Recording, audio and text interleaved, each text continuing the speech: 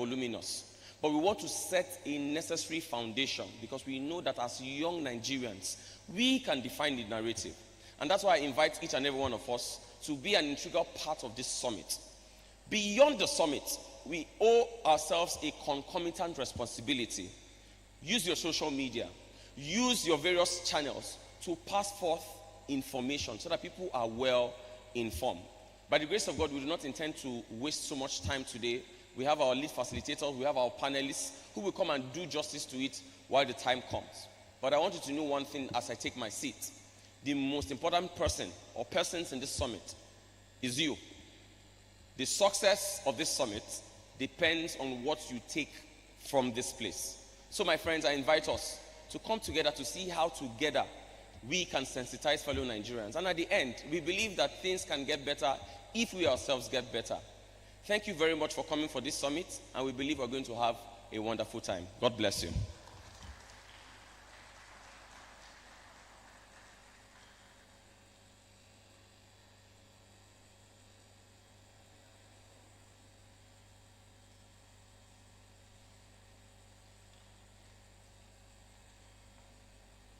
So that I don't have to come up on the stage because we're going to work with time. There's something I want to show us very quickly. But I need the light on the stage. There's a dark hub on the stage, please. Can we reflect it very quickly? Good. So I want you to, in the next few minutes, just before we take the next segment, someone just walked in and, it was Isaac Newton that said, if there's any reason why I can see far, it's because I'm standing on the shoulders of giants. Many of us have had mentors, and we have a lot of mentors, but this was the first person in my life I called mentor. And he's not an old man, he's a young man, but very vibrant. He's the founder of the King's Patriots Development Foundation. And please, when I call him to recognize him, I would ask that please you join me to put your hands together for Dr. Jude Isaac Dahilo. Please, can we put our hands together for Dr. Jude? Our clap is conservative. Come on now, come on now. Thank you so much, sir. We're glad to have you here. We're glad to have you here. And he'll be part of the panelists that will do justice to our topic. So can I have the slide very quickly? I want to show us something.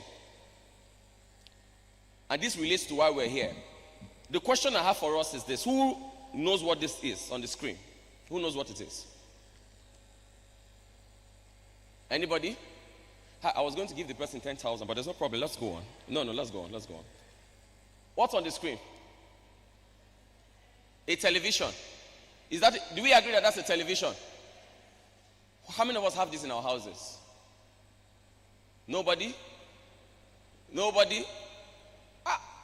People want me to go with my cash prices, but there's no problem. No, don't lie. You don't have it in your house. You know you don't have it in your house. Good. Now, for those who remember this, you know you're an OG if you remember this, right? One of the characteristics of this TV was the fact that it's black and white. And in those days, television was not 24 hours. I know many of you are wondering, where are we going with this? Just stay with me. Just stay with me. Now, what do we call this? Smart what? A smart TV. What is the difference between this and this? If you were to encapsulate the difference, who can tell me what is the difference between both of them?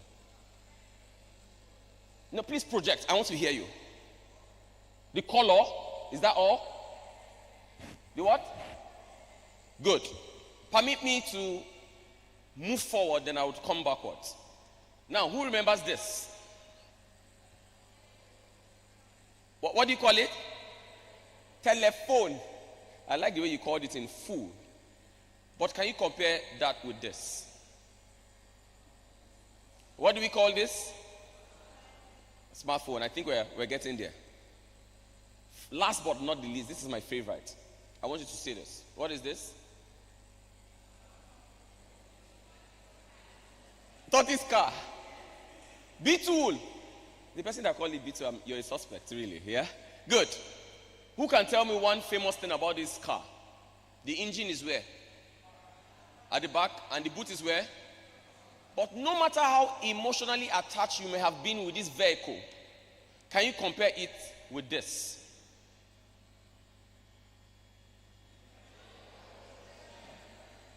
Somebody once said that there's a difference between a car, a vehicle, a motor, and a ride. What do you call this? Right? Interesting. Now, where are we going with all this? The next quote, I want you to read it like you mean it. Because it is said that ideas change the world, and that's why we're gathered here. This is one of my favorite quotes by the American philosopher Eric Hoffer. And I would like us to chorus it together. If you can get this today and we're done, then I'm very okay. Please, can we have this quote together? 1, 2, 3, go. In times of change, learners inherit the earth, while the learned find themselves beautifully equipped to deal with the world. Can we say one more time louder? In times of change, yes, learners inherit the earth, while the learned find themselves beautifully equipped to deal with a world that no longer exists. We understand that the world is changing. And if you think you are learned, my learned colleagues that are here, apologies to us. Because if you think you are learned and there's no need to learn again, what you will do is that you will find yourselves beautifully equipped, but you will deal with a world that no longer exists. To situate this within the tax summit, our tax laws have changed. They are not changing. If we do not get ourselves informed, we will find ourselves beautifully equipped, but we'll be dealing with a world that no longer exists. I promised us that we're not going to spend so much time today, but within the shortest possible time that we have, you could get a piece of information that could revolutionize your life, and I mean it. For some of you here, you might become consultants in the future, advising governments, advising corporations. A little article from you can be what will make someone contact you and say, can you help me set up this? Beyond that, let us look at it from the negative side. Many young business people, especially those in what we call informal sectors, the freelancers and all, would also come under the tax bracket. You need to know what the law says about your business. There are many of you that are here. Shakespeare will say, I'm a prophet new inspired. I'm not a prophet like Shakespeare, but I will tell you for free that many of us who are here that are business owners, or let me say the way we say it in Christendom, I sense in my spirit that there are business owners that are here that are still operating business with their personal bank accounts. And the truth is this: with the new tax laws that are coming up, a lot of changes will happen. How many of us are aware of the CBN policy that was just passed, that was just issued this week, as to withdrawal limits starting from next year? As from next year, let me say this for free, as from next year, you will not be allowed to withdraw cash from a personal account in an excess of 500,000 naira within a certain time period. For corporate accounts, 5 million. Why? Because they want everyone to start using the banking system. Now, I will not say so much because I'm on air, but that tells us that we must be ready. Please tap your neighbor, tell the person, be ready. You know, if the person is not ready, tap the other person, say, you must be ready. Yes, you have to be ready. And so that is why I invite us to this tax summit with so much glee. Can we have the last slide? So after all is said and done today, do not let your learning lead to more learning. Do not let your information make you just robust. Because the key to information is action. And as young Nigerians, we must take action. Beyond the tax summit itself, in your own personal life, in your own personal endeavors, in your own business, what action are you going to take? So the last quote I want us to read is from my little friend. Some of us know it very popularly, but I'd like us to take together. Please don't mind me, I'm a training consultant and I'm a teacher, so I like us to chorus together. Can we take that together? 1, 2, 3, go. The journey of 1,000 miles begins with a single. After all is said and done at this National Tax Summit, my question to you, my friends, is what step are you going to take? Or are you going to just go with glee and say it was a wonderful summit, we learned a lot? What practical steps are you going to take? Some of you who are running businesses, you might need to register your businesses now. For some of you who already have businesses but you have not standardized your structure, you might have to do that. Some of you need to get documents. Some of you need a lot of things. There are a lot of layers to this. So, I do not want to say all that is meant to be said, and I would like to exit the stage. But before I go, I want you to utter those 3 words that were uttered by Julius Caesar when he crossed the Rubicon at the end of this summit, so that you can confidently say, I came and I saw and I conquered. Thank you very much, and God bless you.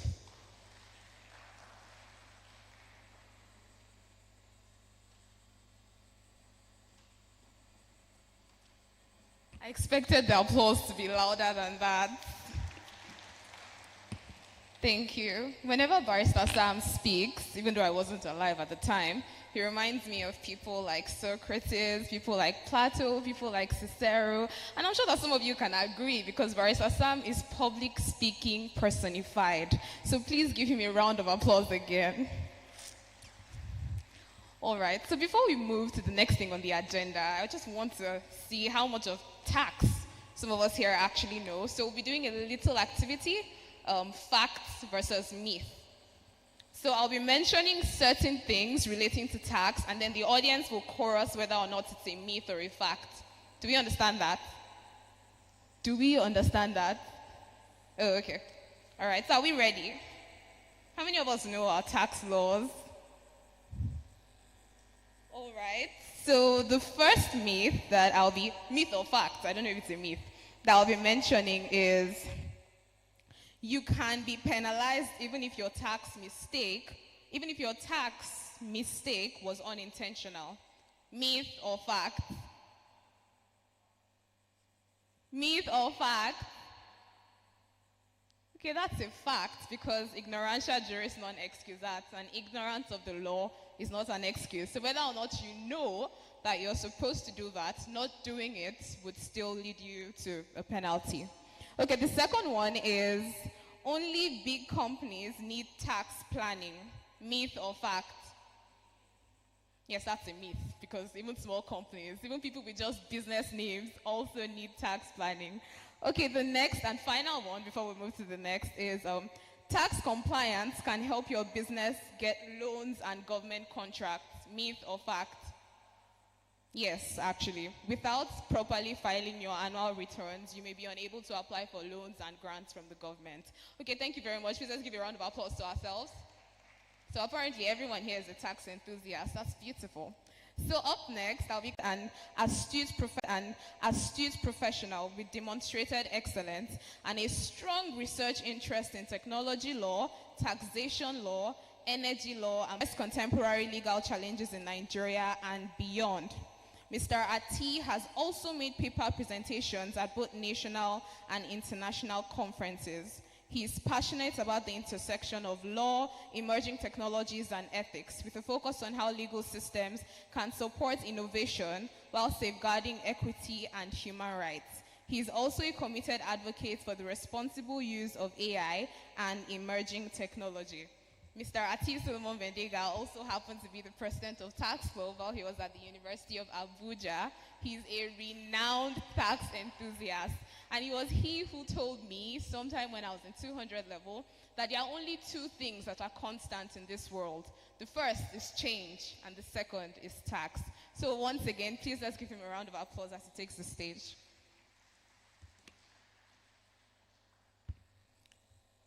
Good morning to us all. And Amber, thank you for that wonderful introduction. To start with, I want to first of all appreciate Barrister Sam for putting this together. It's both timely and important.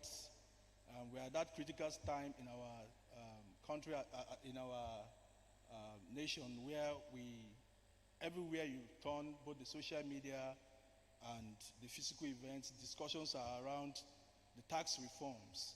And just like the chair of the Presidential Fiscal Policy and Tax Reform Committee, Mr. Taiwo Yedele, always say that there's no better time than now to discuss reforms.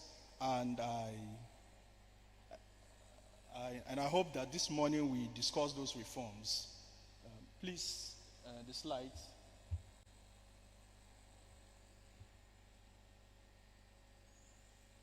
All right, so we're basically going to discuss the Nigerian Tax Reform Act 2025, an overview of key changes, implications, and compliance strategies for business and individuals. A bit of background.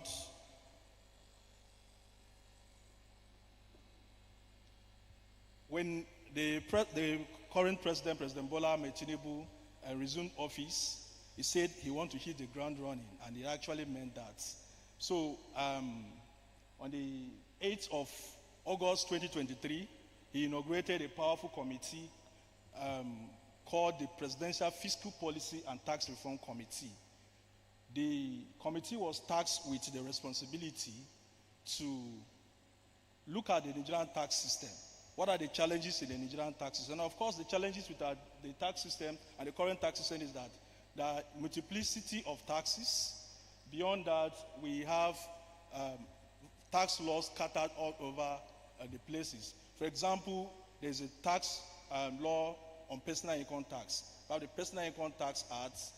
If you want to talk about capital gains tax, there's a Capital Gains in Tax Act. For companies' income, there's Companies' Income Tax Act. And for petroleum, those who, the companies in the petroleum industry, they have the Petroleum Profit Tax. And of course, the Petroleum Industry Act making provisions for the fiscal regime around the industry.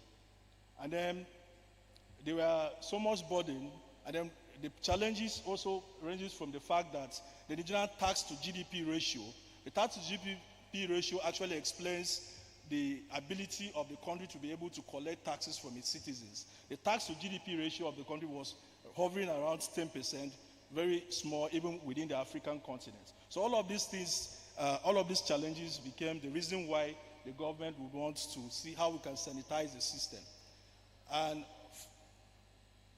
for businesses, there were a lot of taxes for businesses. Beyond the income tax that you pay, you have to pay different levies. There was Naseni levy. We have, as it operates today, we have the police trust fund, there's the educational trust fund, and other payments that you have to pay. So all of these things became the reason why the government wants to sanitize the system, make it more friendly, and for investors to come into Nigeria. Because as an investor or as a business person, the first thing you look up to when you want to invest in a country is the tax policy. Is the tax friendly? That will help you to come into the system. But if the tax system is not friendly, it becomes an issue for you. So at the end of the day, I happened to work with the committee as a research assistant and analyst. There were a lot of consultations that the committee did. And then the end product of the committee was to produce 4 reform acts that were passed on the 26th of June this year. The tax reform acts, we have first the Nigerian Tax Act of 2025. The Nigerian Tax Act of 2025 is they harmonize all the tax acts that we have in the country to have a single tax legislation. So when you pick the Nigerian Tax Act, you are able to know what tax that applies to you. I want to ask this because how many of us have seen the copies of the Tax Reforms Acts? Please, if you have seen the copies of the tax reforms in your hand, has anybody seen the copy of the tax, any of the 4 acts?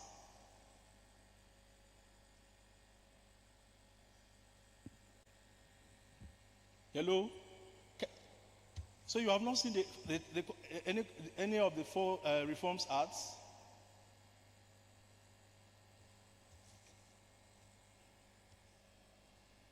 I want to see if we can get the giveaway that Barrister Sam had for us so that we can take that. So what I want you to do is that if you go to the website of the committee now, fiscalreforms.org, and check on the resource column, you'll be able to look at to access the 4 reforms act. So you have your smartphone, please do that. So the first act is what we call the Nigerian Tax Act. The Nigerian Tax Act makes provisions for the key taxes that we have in the country. And the second one is the Nigerian Tax Administration Act. Now the Nigerian Tax Administration Act makes provisions for how to administer the taxes, the procedures, and the rest. And then the third tax reform act is what we call the Joint Revenue Board Establishment Act. Now the Joint Revenue Board Establishment Act make provisions for the coordination of the tax system among the 3 tax authorities. Now we have 3 tax authorities. We have at the federal level, we have the Federal Inland Revenue Service as it is today. At the state level, we have State Internal Revenue Services, and of course, there's Local Government Revenue Committee. So it is the Joint Revenue Board Establishment Act that provides that coordination. It is also that act that established what we call the Tax Appeal Tribunal. So when you have challenges and issues that involve tax dispute, we have the Tax Appeal Tribunal. And one of the innovations that we're going to look at in the tax reforms is actually provided under the Joint Revenue Board Act. It is what we call the tax ombuds. So it's just like what we have the Servicon doing. If you have a challenge with the administration of taxes, you go to the tax ombuds. But we're going to unpack what are the benefits of the tax ombuds as we move forward. And then lastly, the last reform act is what we call the Nigerian Revenue Service Establishment Act. Now, the Nigerian Revenue Service Establishment Act will, by coming into effect of the law in 2026, the 1st January 2026, FRS will cease to be FRS and will now be Nigerian Revenue Service in 2026.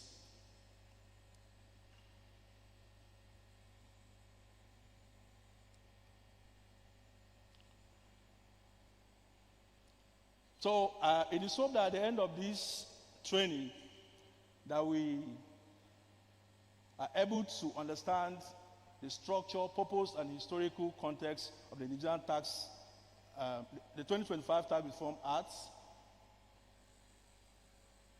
Please, can you see what is there?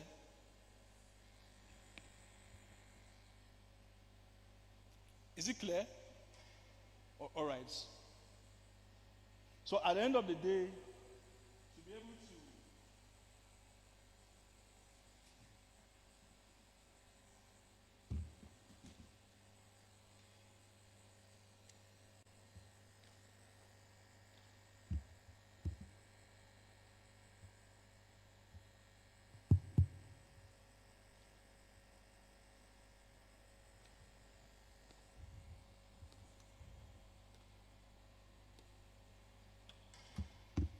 right, so at the end of the day, we were able to explain the structure, purpose. All right, thank you. So at the end of the day, we should be able to explain the structure, purpose, and historical context of the Nigerian 2025 Tax Reforms Act, identify and interpret key changes in tax rates, definitions, and newly introduced taxes and levies, if at all, and then evaluate the practical impact of the reforms on individuals, small and medium enterprises, large companies, and multinational enterprises. Apply the new tax rules to compute liabilities, design effective compliance strategies, then demonstrate understanding of correct filing, documentation, and tax assessment procedures under the reform framework, navigate registration processes, e-invoicing requirements, penalties, and dispute resolution mechanism. And of course, at the end of the day, we should be able to develop transition and tax planning strategies, including exemption eligibility, and of course, as we prepare for the 2026, what are the steps we're going to take? Introduction to the tax reforms review. What the tax reform seeks to achieve is consolidation of the tax laws. Like I mentioned at the introduction, we find out that the current tax system that we operate have fragmented legislation. The laws are scattered all over. If you want to discuss personal income tax, we have the Personal Income Tax Act. If it is CGT, which is capital gains tax that applies on properties, you have to go and look for capital gains and tax act. Apart from the principal legislation, Finance Acts from 2019 to 2023 have been amended various sections. So there is no single tax legislation that you can pick. So the reforms committee, why doing the work, said, why already tax is a burden? People feel burdened to pay taxes. So why do I have to so far begin to look for, going around to go and look for different laws? Well, we can have a single tax legislation that you pick it and you'll be able to know what are your tax liabilities. So that is the first purpose of the tax reform, to consolidate all those laws. So what we have today, like I mentioned, the Nigerian Tax Act has consolidated all the tax, the federal taxes that we have in Nigeria into a single legislation. I have a copy of the compendium. You can get a copy. I think it's sold at like 10,000 or so. You can get it, and then from the reforms website, you can download the soft copies. They have been written in taxpayers-friendly language. They'll be written in tax payers-friendly language. And then the second reforms that we have is broadening of the tax base. You find out that Nigeria, by speculation, we say we have over 200 million population, but people who get to pay these taxes are around 10 million. That is for individuals. And then for companies, if you go to CSE registry, the repository shows that about millions of companies have been registered. But it's around 100,000 companies that get to pay taxes. So the tax reforms are around to broaden the tax base, to capture a lot of persons, include them into the tax net. That's why we have freelancers, digital entrepreneurs, small traders, ensuring that there's equity and inclusivity in the tax system. And of course, economic diversification and fiscal sustainability. Nigeria relies so much on oil revenue, so we're looking at how do we get other sustainable sources of revenue for the country. And then equity and inclusive growth. We're going to find out that the higher you earn, the higher taxes you pay. Because as we explore the income tax for individuals, you see that it is progressive in nature, unlike what we have in the current system.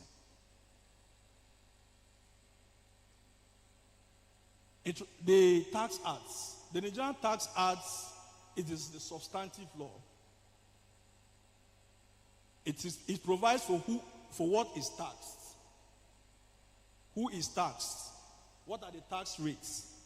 What thresholds and exemptions are available for the taxpayer? So if you want to know what is the tax rate, for instance, for capital gains tax, you go to the Nigerian Tax Act 2025, you'll find it there. You want to know those people who are exempted from payment of taxes, you go to the Nigerian Tax Act, you know your exemptions. The Act basically have 203 sections and schedules. Then we have the Nigerian Tax Administration Act 2025. This is more of process. So from the wording of the Act, administration, the procedures, how taxes are administered, taxpayers' obligations and rights, digitization of tax processes is what you find in the Nigerian Tax Administration Act. The acts have about 148 sections. That's a mistake. There's 148 sections and schedules. And then the Nigerian Revenue Service Establishment Act provides for the institutional and regulatory framework of the Nigerian Revenue Service. Now, the Nigerian Revenue Service, like I mentioned before, is going to take over from Federal Inland Revenue Service. The reason why it is changing from Federal Inland Revenue Service to Nigerian Revenue Service is that FRS, as we have it today, performs broader responsibilities. It collects taxes not only for the federal government, but also for the federation in general. And it's going to have more broader function because there is centralization of tax collection now. So agencies of the government that currently collect taxes will be relieved of that responsibility. It will now be the duty of the Nigerian Revenue Service.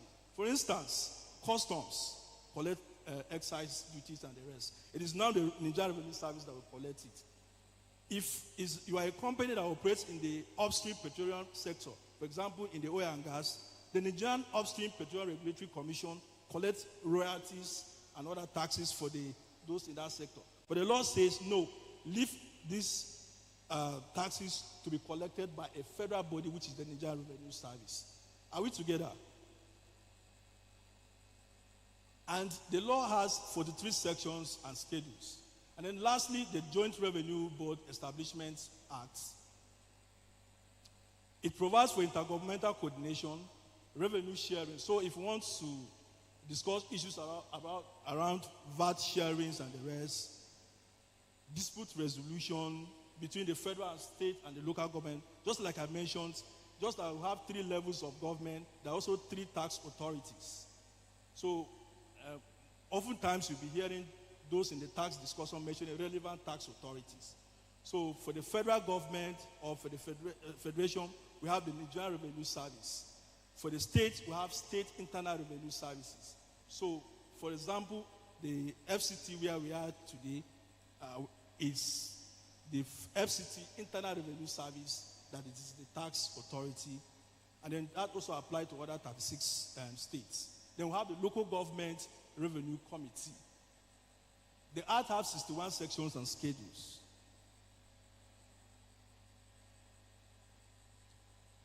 What are the key highlights for individuals and business names and sole traders? The reason why I use business names and sole traders is because if you register a business name, you're not different from the business itself. You are treated as if you are an individual.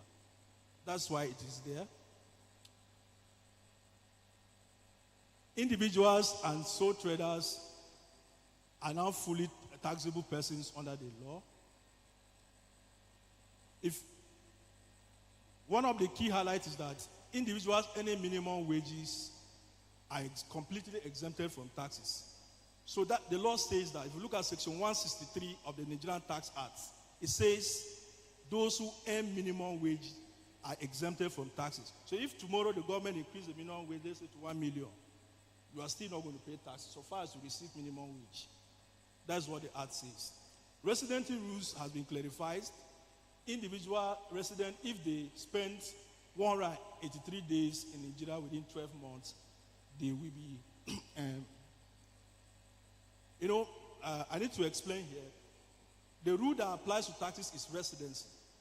So, for example, if you live in Abuja but work in Nasarawa State, your relevant tax authority is the FCTRS, where you live. That's where you will register. That's how the tax operates. The taxman is concerned about where you are resident, not where you are earning the income from. That's why, as a freelancer, you are living in Nigeria, but the company you are working for is in the US, you will still be taxed in Nigeria because you are resident in Nigeria. Digital assets and non-traditional incomes are now included in the tax code. So if before you earn in cryptocurrency, at some point, government said no, there was a ban on cryptocurrency. At some point, Security and Exchange Commission said, let's see how we can regulate it. Currently, if you look at the Nigerian Tax Act, that have been clearly defined, digital assets are now captured into the tax base. If you earn in cryptocurrency, that income is taxable in Nigeria. There's streamlined reliefs and deductions to encourage accurate self-assessment. Individuals with annual gross income up to 800,000 and the minimum wage are exempted from income tax. And I was having a conversation this morning with one of my learned seniors, and he was like, if you look at the law logically, even though the law says 800,000 naira, you are exempted from paying taxes. If you look at it critically, if you earn even up to 1.3 million, you are exempted from paying taxes. Because the law provides for what we call the rent relief allowance, which is capped at 500,000 naira or 20% of your annual income, whichever is less, or of your rental income, whichever is less. So if at the end of the day, you deduct 500,000 naira from your income for rent, and then you are also, the first 800,000 naira from your tax computation is charged at 0%. It means 1.3 million, you will not have, if you earn it annually, you will not have to pay your taxes. Now there's something I also need to clarify. What is tax is not your gross income. What is tax is your taxable income. And to arrive at taxable income, your gross income less your allowable deductions. The law provides for allowable deductions. And what are the allowable deductions? We're going to see them as we progress. But one of it is your rent. It's a rent relief allowance. And the rent relief allowance, the law says that it is either 20% of your rent that you pay annually or 500,000, whichever that is less. You deduct that. If you work in a federal government parastatal, for instance, you make contribution to pension or you make contribution to national housing scheme.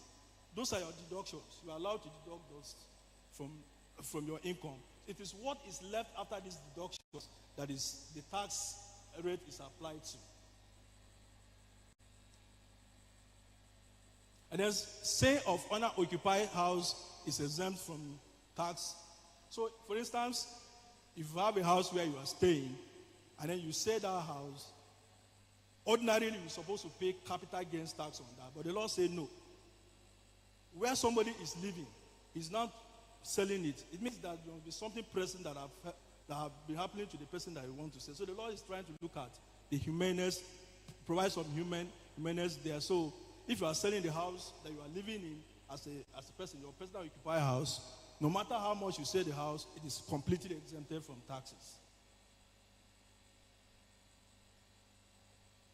Taxable income for individuals and businesses. So what are the categories of taxes, of income rather, that are subjected to tax liability? Now some people think, and there are a lot of misinformation because of the current reforms. People say any money that enters your account is subject to tax. No. It is the tax, and just like Mr. Taiwo Yedele will always say, the law is taxing the fruits and not the seed. So it is the income. So income from trade, business, profession or vocation, employment income and pensions, your investment income. For example, if you buy shares, and at the end of the day, maybe for 4 or 5 years that you are selling the shares, you are making gains from it. That's the dividend, the interest. You pay taxes on it. If you give out loan, the interest from the loan is also taxable.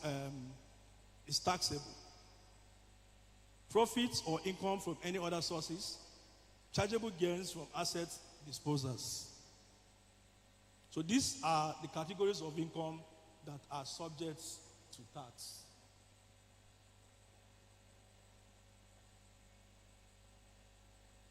So all income of individuals resident in Nigeria are taxed in Nigeria, except exempt in income others. So if you look at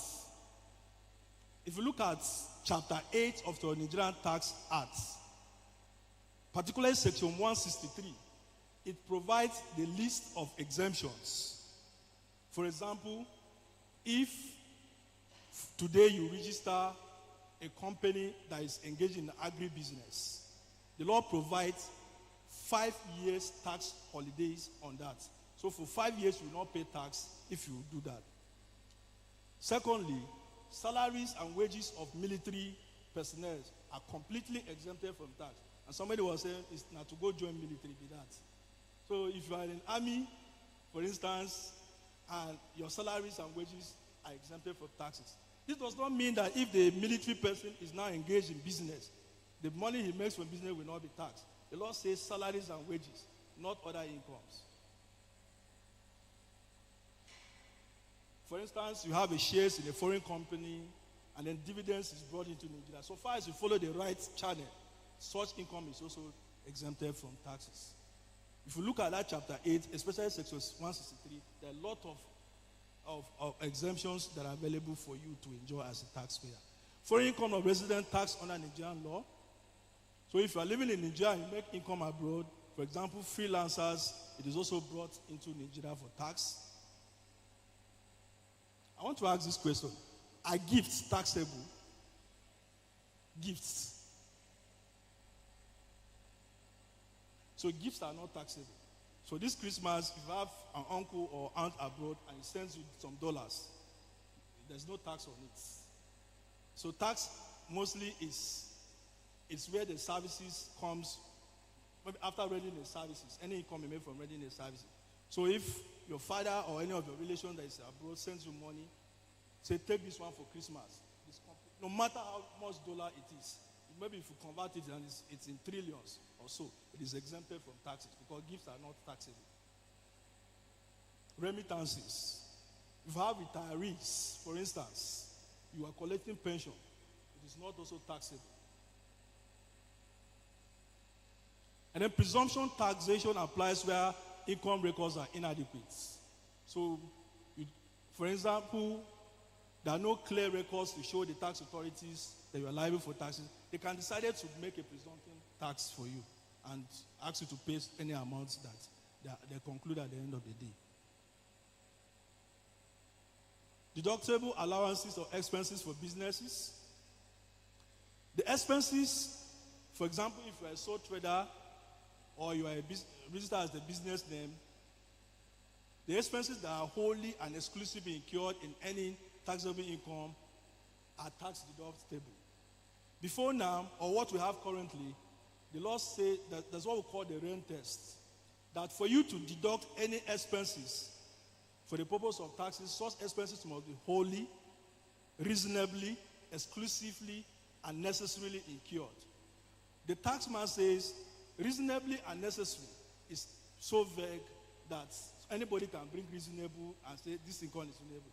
So now what you have, if you look at section 20 of the Nigerian Tax Act, it says if you are doing business, the expenses that you are allowed to deduct must be those that you exclusively and wholly incur in producing the income which will be taxed. So you, for instance, you're a content creator, the data you use or the studio materials that you, or tools that you get can come in as wholly and exclusive because you use that in producing the income. Capital expenses or private domestic costs are not deductible. Capital payments, fines, for example, you fail to pay your taxes and then the taxman levied you with so much fines, you cannot bring that and say it's a deduction to collect from the tax. Non-approved pension or retirement contribution are not deductible. The law says it must be pension schemes that have been approved by the Pension Act. So if you contribute to a pension that is not recognized by the Pension Act, you cannot claim that as deductible, even though you have pensions to claim as a tax deductible. But if the pension contribution is not made to approved scheme under the Pensions Reforms Act, you cannot claim that. The expenses related to exemption income are not deductible. Other allowable deductions include any loss carried forward. So if you are doing a business and for instance, you happen to not make profit that year, you are allowed to carry it over to the next year and deduct that before you pay your taxes. Allowable deductions are released for individuals who have mentioned this. Contribution to pensions fund administrator, you can deduct that. Contribution to National Health Insurance Scheme. If you are registered with NHIS, any contribution you are making to NHIS is deductible. Contribution to National Housing Fund or other contributions. Interest on loans or owner-occupied residential housing is also tax deductible. Life assurance or annuity. Now the rent relief allowance. What we have currently is called consolidated relief allowance. But the law is taking that away. Now what we have is rent relief allowance.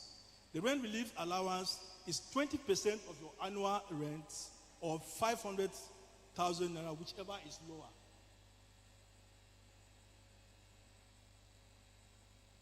Of course, some comparison between the tax rates that applies under the current regime and then the reforms that will take effect next year.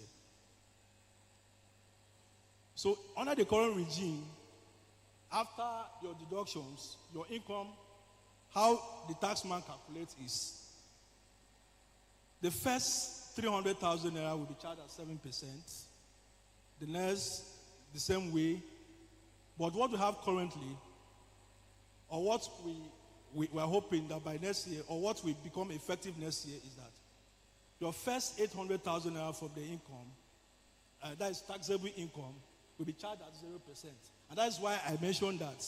If you look at it very critically, even if you are earning 1.3 million naira, you still not pay taxes at the end of the day. Because the first 800,000 naira at the end of the day, 1.3 million is your gross annual income. From the 1.3 million, let's say your rent is about 2 million or so, and then you are able to take 20% of the rent, or so, probably maybe 500,000 naira, you claim that. If you deduct 500,000 naira from your 1.3 million, I think what you have is 800,000 naira. From the 800,000 naira, let's say you also make contribution to pension at the rest. So at the end of the day, you will not even pay tax at all. You have 1.3 million to even enjoy. The tax rates, as you see, are very progressive. The maximum you can pay at is 25%. It's even very low. If you look at Ghana, Ghana have 35%. So what this means is that if you earn higher income, you pay more taxes. If you earn lower income, you probably may not pay taxes at the end of the day. This is a bit of calculation. So we're trying to look at a person who earns, let's say, 10 million naira annual income, comparing it with what is operating now, and then by 2025, you see that. Is this clear? Maybe we share the slides with you and then you're able to look at that. You see that under the Reforms Act, the person will pay less tax than what is operating today. So let's look at companies. We have been discussing individuals, and so forth. So let's look at companies, or those who have registered their companies. Now the definition, first, what we are going to look at, the definition of small companies. Under the current regime, a small company is that company whose annual turnover is 25 million and below. But the tax reform has said no, that a small company should be capped at 100 million naira. Although there are some issues with the provisions of the law. One of the acts says 50 million, the other says 100 million. But like other provisions of the law, we are hoping that by next year, the tax authorities will release circulars to explain some of these provisions. But we find out that there is more benefit under this current regime, under the new reforms. So if you are a business or you're operating a business that your annual turnover at the end of the day is 100 million or below, your total fixed asset is 250 million and below, you're completely exempted from paying your company income tax.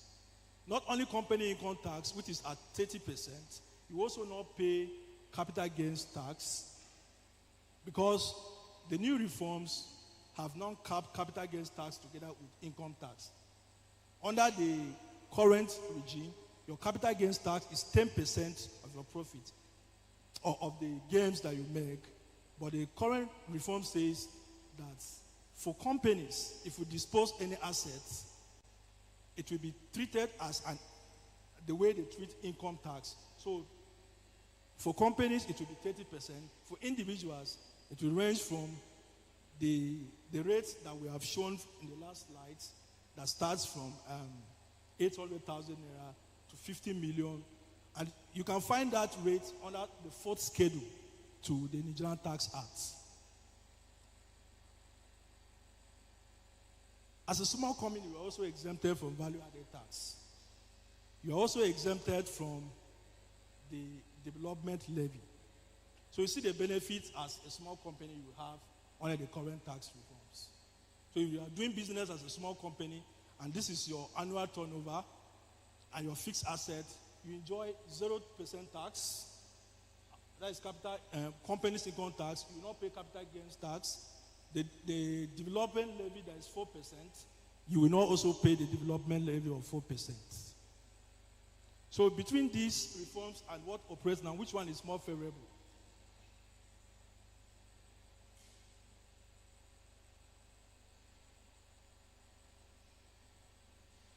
Hello? I've explained that under the current administration, a small company is the one whose annual turnover is 25 million. The reform is saying the definition of a small company is the one that the annual turnover is 100 million and below. So which one is more favorable? Of course, the reforms.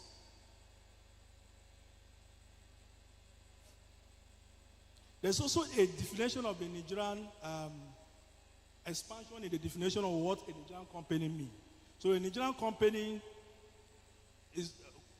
went beyond entities that are incorporated in Nigeria to also include companies whose central or effective place of management control is in Nigeria. So if there is an effective control in Nigeria, such a company can also be termed a Nigerian company, even if it is not incorporated in Nigeria. You know what it means to incorporate a company? It means it is registered in Nigeria. So even if the company is not registered in Nigeria, but there is central management and control in Nigeria, it qualifies to be a Nigerian company and will be subjected to that tax.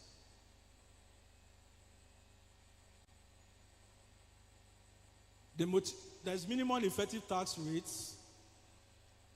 This is to curb issues of evasion, and it aligns with the OECD pillar framework.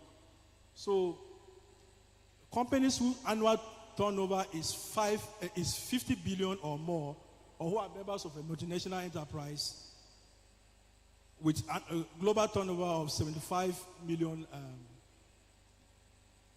whose effective tax rates face below that 15%, we have to do a top-up to pay.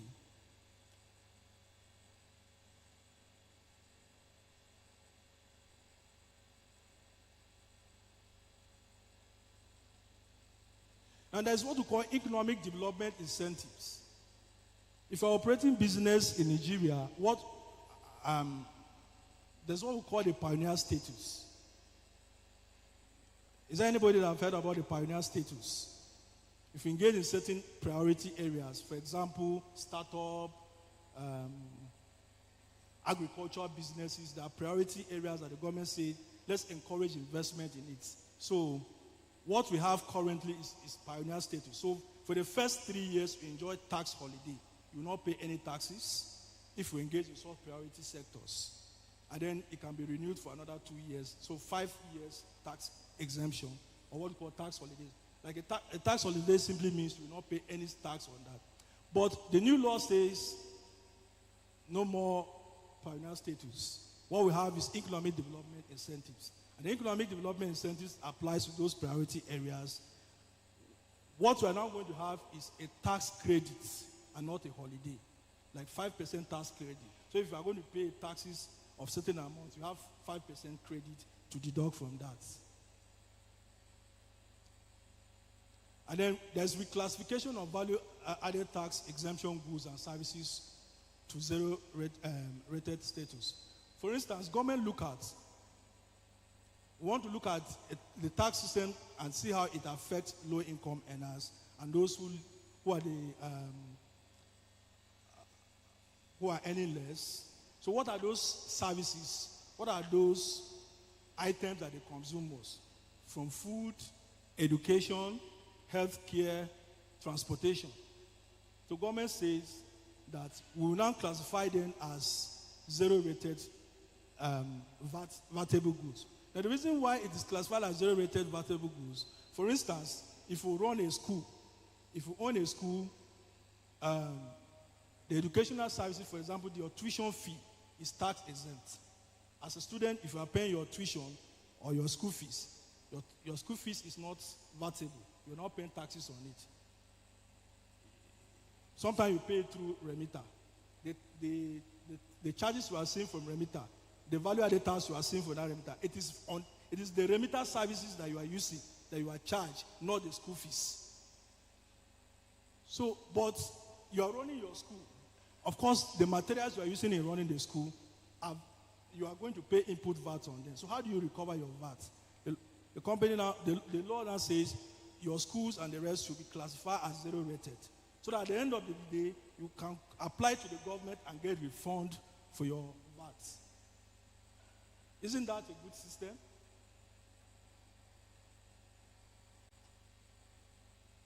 So there is introduction of the development levy. Currently, we have NASENI levy, we have NITDA levy, we have Tertiary Education Trust Fund, that is TET, there is PTF and the rest. So a company, after paying 30% of its company's income tax, will also have to make contributions of their profit to these various levies. So the law said, no, let's subsume everything together under the heading development levy. And it's now at 4%. Remember, if you're a small company, you're not going to pay this levy because we're exempted from it. Now, another thing I want to touch is the e-invoicing. The e-invoicing applies to value-added tax. Now, beyond simplifying the tax process, the goal of the law is also to ensure transparency.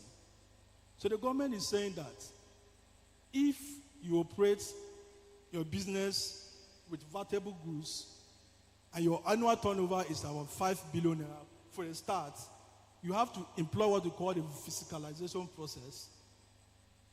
Your invoicing that you are issuing, the government should get a copy of it.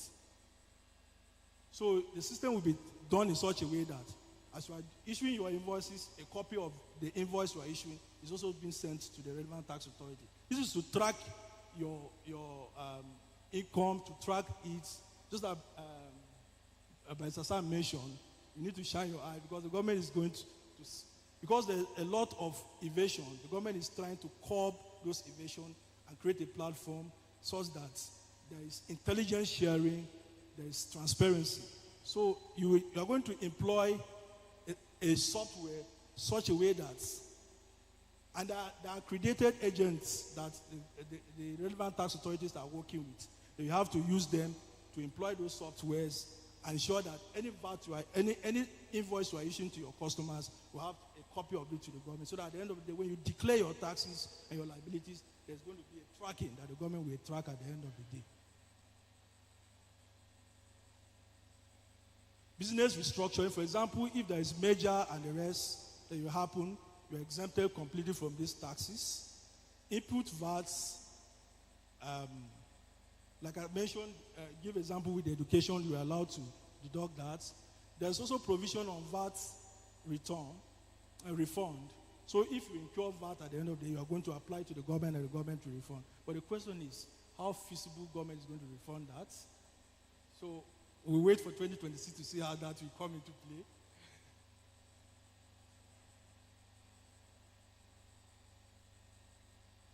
Okay, capital gains tax. Like I mentioned, the Nigerian Tax Act has increased capital gains tax rate from 10% to 30% for companies. This is to ensure that there is that alignment. So if there is disposal of shares,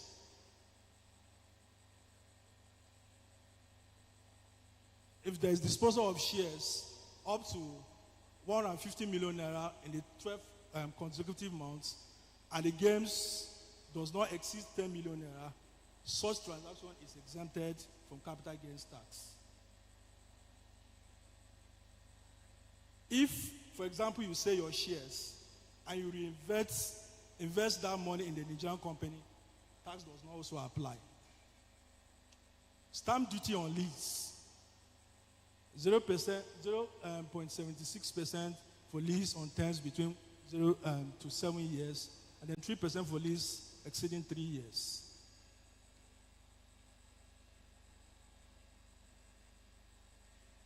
We have mentioned this.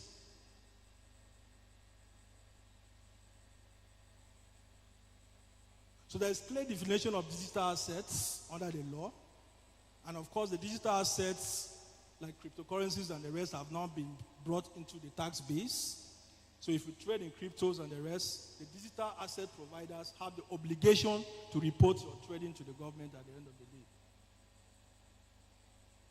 And of course, they are taxed as income. So what are the compliance requirements that we have as we approach 2026?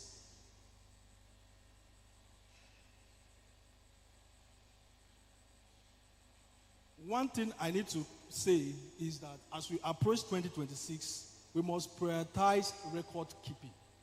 Record keeping is very essential because the law says after you make your claims, the tax authorities have the right, the power to require that you should provide additional evidences to show why you are claiming. It is not going to be the business as usual. If you say you have contributed so amount of money to pension, bring evidence. And the evidences you need are third-party evidences. You need third-party evidences. So you have to bring statement of income, expenses, and reliefs that you are claiming. If you are claiming that you spend so amount on data, you should be able to show receipts that you have spent so amount of money on data as a content creator. You need to also prove your remittances. You have remitted the money, your tax liabilities at the end of the day. You need to bring proofs to show. And if you are working under employment, if you are working with an organization, for instance, the organization have the responsibility to deduct your personal income, what we call pay as you earn. It's the organization that will deduct that. So at the end of the day, they are going to file the returns of that pay to the tax authority. Like my tax lecturer used to say, if I'm asked to pay my taxes myself, I don't think I will pay. But because the government is deducting it before they pay the salary. So that's what pay is about. They deduct it even before they pay you your salary. So your one is to follow up and ensure that the head chefs and those who are deducting the taxes are rightly remitting the taxes to the relevant tax authority. There's a case we saw on LinkedIn recently of a company that deducted taxes from its employees for 2021 to 2023 till present and have not been remitting it. So you need to follow up and ensure that if you say you contribute to pension and the rest, you need to show evidences of your contribution. You bring bank statement receipts where applicable. Now, compliance requirements. What do you need to do as a taxpayer? By the way, who is the taxpayer? So if you engage in business activities and your income is not exempt, or you receive income and you are not exempted, you are a taxpayer.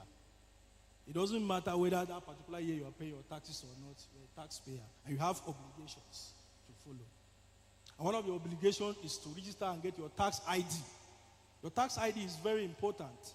And the process has now been digitalized that you can go to JTB website, for instance, jtb.org, initiate the process, and you're able to get your tax identification. For companies, once you register your company or business, then the CAC generates the tax ID for you. So you have a tax ID. And then recently there are processes that, they want to harmonize the intelligence. So if you have an NIN, the tax authority can create a tax ID for you even if you do not request for. Because the law says the tax authorities can use the information available to them to provide a tax ID for a taxable person. So if you're a taxable person and your income or whatever you are receiving shows that you're a taxable person and you even fail to register, the tax authority will register one for you and issue to you. The tax ID is very important that the law says for government contracts and the rest, you need to have a tax ID. The law also says that banks, virtual asset providers and the rest are to ensure that a taxable person have a tax ID before they allow them to transact with them. So we're going to find, and this is my worry, because next year, those people who are involved in the enforcement of some of these provisions will not really look at the nature of people who are involved. So we're going to find next year that some people will have issue operating with banks, because banks have obligation. For instance, quarterly, banks are to report transactions for individuals. If you transact in a quarter, you transact about 25 million naira as an individual. The law says the bank should report such transaction to the tax authority. If you are a business from 50 million, it will be reported to the tax authority. So you see, the law is blocking the loopholes. So the most important thing you need to do is to maintain proper books of accounts, file electronically using approved tax portals. For example, the FRS have a portal where you can file your taxes. Even the FCT IRS, they have their websites where you can conduct these activities digitally. Pay installments promptly to avoid penalties. That you can even liaise with the tax authorities and say, look, I don't have this social amount of tax money that you say you should pay taxes. There's provision for installments, tax payments, so you can get. Ensure your tax identification number is mandatory for transactions. Small businesses. Now, I need to say this. That you are exempted from taxes does not mean you are exempted from tax obligations. It is your income that is exempted. For example, you are a small company, but you have employees. And your employees, for instance, earn money that is above the threshold. Let's say your employees earn more than the minimum wage. And their salaries, annual salary is more than the threshold. You have obligation to deduct pay from them and remit to the tax authority. We're going to see the penalty. There's penalty for you to fail if you fail to deduct the pay from your employee and remit it. The same thing also applies to charitable organizations. For example, a church or a mosque or an NGO. NGOs don't pay taxes. The laws exempt them from paying taxes. Contributions to charitable organizations are exempted from taxes. So your church, if you pay tithes to your church, even if the church receives 10 billion as tithe, it is not taxable. It is considered as a charitable. But the pastors, if pastor, for instance, receives salary from the church, and then the salary is more than the threshold, definitely the pastor will have to pay his taxes. The same thing applies to a man if he receives payments. And then the same thing also applies to your, if you are a small business and you are not paying your taxes, your income tax, you also have to deduct taxes, pay from your employee and remit them to the various tax authorities. What we even show the question is this: what we even show the tax authorities that you are a small company is when you provide the relevant documents, you file your returns. Even if you are not paying taxes, you have obligation to file returns. The return is like a form. You take the form and fee. This is my income. This is how I do. I'm not qualified to pay taxes. You report to them. There is penalty for failing to file your returns. Now imagine, ordinarily, you are not to pay taxes, but you fail to file return and now have penalty to pay. Recently, there is a case we were handling that the hotel was supposed to pay 2 million in taxes. They failed to pay the taxes. Penalties and interest grew up to 6-something million today. So you see what is incurring for the business. What are the strategies you need to take as we move to 2026? As a business, you need to conduct impact assessment. And I was telling some people the other day when we were having discussions that I know many Nigerians now want to hear discussions around how they will not pay taxes. Anywhere you see, and there's a guy who produced a course and is widely selling the course for about 40,000 or so. The title of the course is Tax Escape. And people are buying it. A lot of Nigerians. So Nigerians are not paying attention to the foundations. They want to just see. They are happy to see. They subscribe with so much passion to any discussion that will say not to pay tax. They don't want to hear anything pay taxes. And I understand because of the realities that when you pay the taxes, you ask, what is the government doing with the revenue? But I tell people, your taxes are constitutional obligation. Section 24 of the Constitution says you have the obligation to declare your income to the relevant agencies and pay your taxes. So it's constitutional, it's obligational. So you pay it. When you pay your taxes, then you can go and meet the government and say, what are you using my money to do? So I advise the best thing for you is to understand these tax reforms. How does the reforms affect you as a business person? And then it is when you conduct that impact assessment. I did a legal opinion recently for a client who engaged in real estate business. He's doing real estate business and he's using business name. Say, can you be doing real estate and you're using business name? Even beyond the tax implications, you need to give a corporate structure to the business. Some investors will not even want to invest in the business if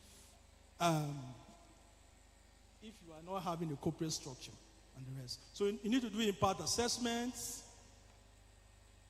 You need to look at system and process updates For example, if you are a large supplier and you fall under the 5 billion threshold for VAT fiscalization, you need to employ the software that the tax authorities are giving. You need to also do structure, put your structures in place. And then one thing I recommend for businesses, do capacity building. Your HRs and the teams that are involved in the payment of taxes, you need to do capacity building for them. Train finance and tax teams on the new provisions of the law. Engage stakeholders, management, and the rest.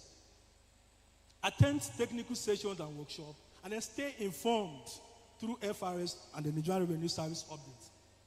By now, you should be following FRS and other tax authorities on their socials. They give you updates. I think FRS have started the countdown to 2026. Every day they publish some tips on the reforms. Follow them. And I also advise this in the Big Four accounting firm, KPMG, PwC, Deloitte, E&Y. They publish what we call tax summaries. Go to their website and read the tax summaries and how they apply to your businesses. For individuals, you need to register and obtain your tax identification number. The law says you need to notify the change in your address. So if you change your address, for instance, you are living in Abuja, and you leave Abuja to Lagos, for example, you need to notify them within 30 days. Failure to notify those who attract some penalties.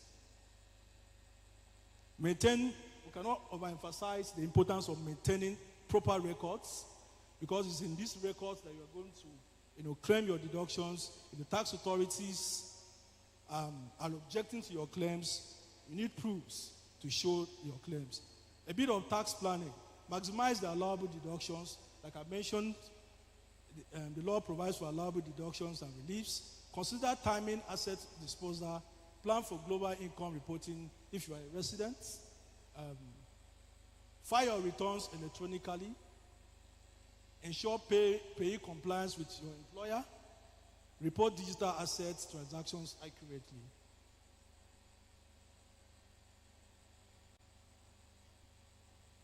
Now, the Nigerian tax system operates what we call the self-assessment scheme. Some people were asking whether if it's the tax authority that will begin to chase you to pay your taxes. No. The law provides for self-assessment. At the end of the, taxes are paid on, most of the taxes are paid on preceding year basis. So it means that your taxes for 2025 will be paid in 2026, remitted So it means you first assess yourself using the tax rates, do your remittance, and file appropriately to the tax authorities. When you self-assess yourself, you file, the tax authority will look at the assessment, whether it is okay or not. If they are not accepting it, they will do administrative assessment. And if the administrative assessment is done, they can also do we have deemed assessments and additional assessments will be made. If you are not okay, if that is not okay, they can also, sometimes they even have to do what we call tax audit and the rest and an investigation. Now, if in the course of your tax compliance activities and the rest, you now face tax issues with tax disputes, how do you resolve that? First step is you need to do what we call administrative settlements. Meet with the tax authorities and see how you can resolve it amicably. If that amicable settlements fails to work out, then the procedure for the dispute follows from the tax ombuds, which is like the compliance. The tax ombuds, like I mentioned, is like Savicom. So if there is any challenge that you face in terms of administration of taxes, you report to the tax ombudsman. And interestingly, the services of the tax ombudsman goes for free. So you can go to work with the tax ombudsman and explain the challenges that you face with the operation of the taxes, and they will handle it. Apart from that, we have the tax appeal tribunal, where is the first forum, for instance, to start your tax dispute. From tax appeal tribunal, you can progress even up to Supreme Court. Now, these are penalties. You need to pay very much attention to this.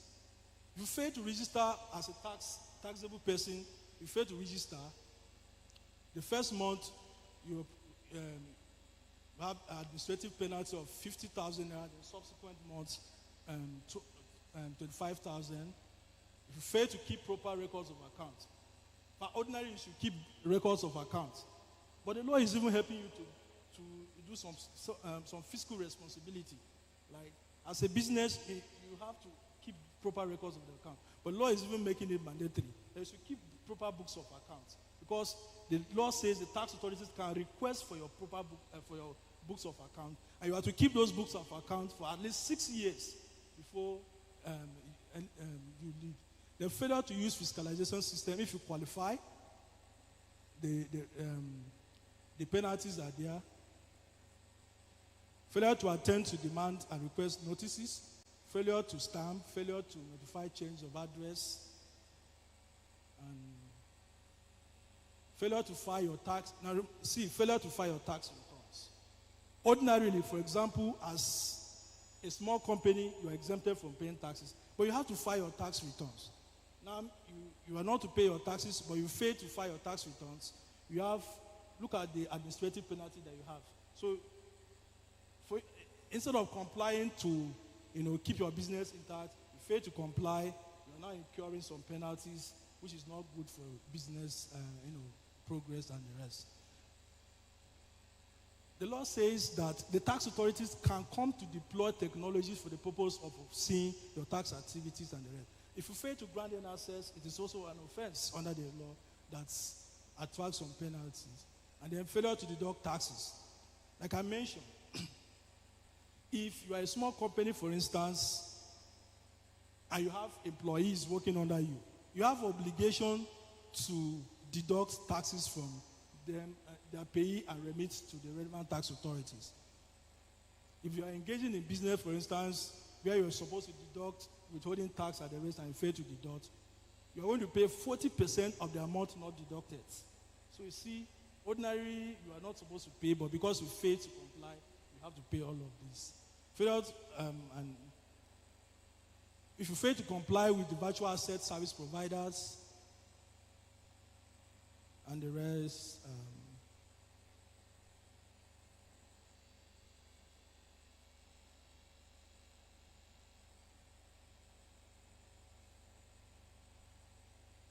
so if you just look at section 100 to 137 of the Nigerian Tax Administration Act, it provides for the offenses and administrative penalties that you have. So just look up that.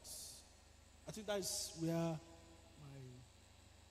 presentation ends.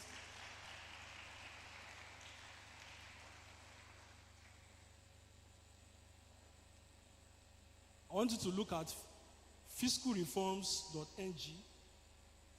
If you have not have access to the Nigerian Tax Act, go to the resource column.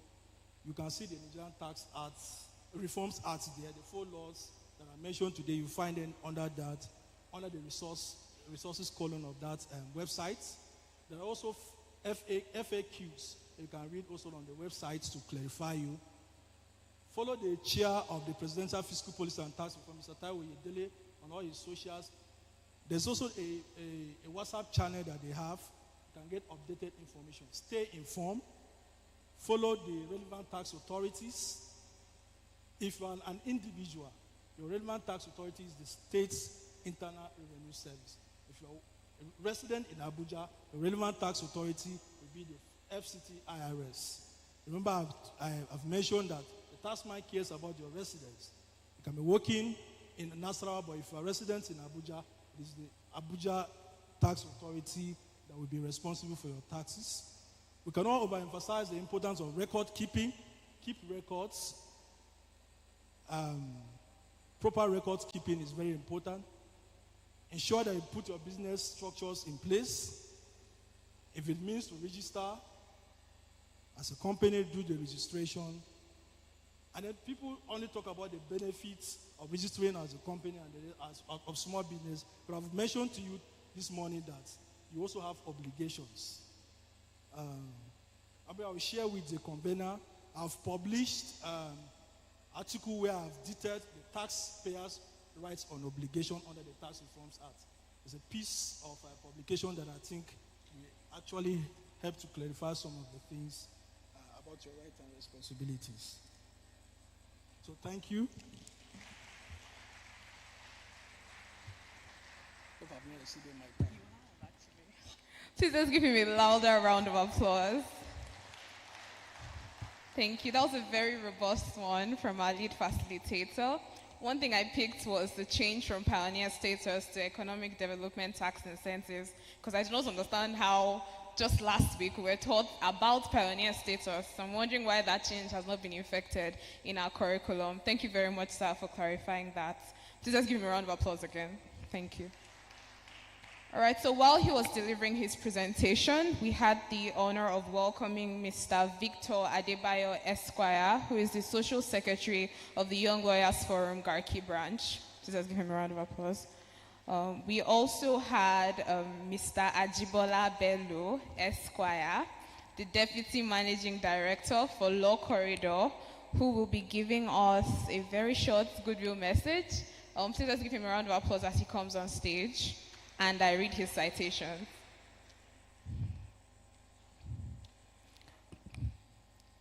Okay, let's give him a round of applause, please. All right. Good afternoon, everyone. My special greetings to Mr. Samuel Chukwu, the brain behind logistics. My special greetings to the very distinguished members of the Young Lawyers Forum as well, who are on seats, and my greetings to everyone in the audience. I was actually meant to be a member of the panel, but unfortunately I have an appointment with at the NGI, so I have to leave in a couple of minutes. So I'm very sorry I won't be making the panel. Now, I want to sincerely commend the initiative of logistics in addressing or convening the summit. The initiative is very wonderful because my firm itself, we're trying to do something in this regard. As a matter of fact, we're creating a web series because we know that come January 1, 2026, the landscape of commercial setting, transactional arrangements, commercial arrangements, which will lead to a new tax regime, is very essential. Now, I mean, the larger number of persons here are young minds, and there's no disputing the fact or gainsaying the fact that young minds are the new creatives. You're driving new businesses. There's hardly a young person in the university setting today who doesn't want to do one form of business or the other to eke out a living. And that's because our lives have been so created in such a way that for every single day you're living, you must find a way to earn a living, which is the right conglomeration of those words. But as it is also found, government also wants to create a way to continue to tax. And I think it was, is it Abraham Lincoln who said that there are two things that are certain, tax and debt. Taxes is the one that we want to deal with. I mean, hardly does anybody want to talk about death. But as young minds growing, you're 15, 16, 17, 18, you're still within the four walls of the universities, or you're even out of the university and you want to do business, and you're hearing that the profits you'll be making from these businesses will be taxed. It is ideal that we have that conversation so we understand how going forward from 2026, the tax regime is going to change. Amra just mentioned the fact that, yes, she learned about pioneer status. I did learn about that too when I was in university. So we've had a tax regime that has been so old and archaic. And 2026 is about to change that landscape. With the new tax act that that has just been passed, the 4 catalogs of those laws, it is ideal that as lawyers we sit down. I'm also still unboxing, that's the word Gen Z uses. I'm also still unboxing the act, learning all the sections one after the other, understanding how they'll play out, understanding intricacies. I already have reservations about so many portions of the act. But we also learned that the new, there'll be a new or some amendments to the Constitution which will form as a pedestal upon which the act that has already been enacted will play on, such that it will reduce some burdens. For instance, if you're operating businesses in Abuja, AMAC is always stressing collecting some revenue and taxes. So how do we relate the Constitution with the Tax Act? I really would have loved to be here to have this conversation, but please pardon my absence, and I wish everyone a wonderful deliberation. I want to thank the resource person who just finished speaking. I would also love to get some of the resources he's going to share, and I'll be making some contributions to the group, the logistics, however I can in the very near future. Thank you so much for honoring the invite, and I wish everyone a successful deliberation. Thank you so much.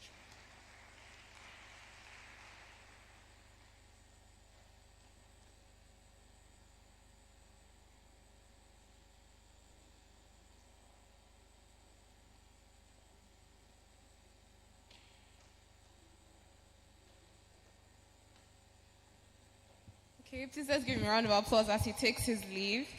He had to rush here from court just to honor our invitation, so let's also celebrate him for that. Thank you.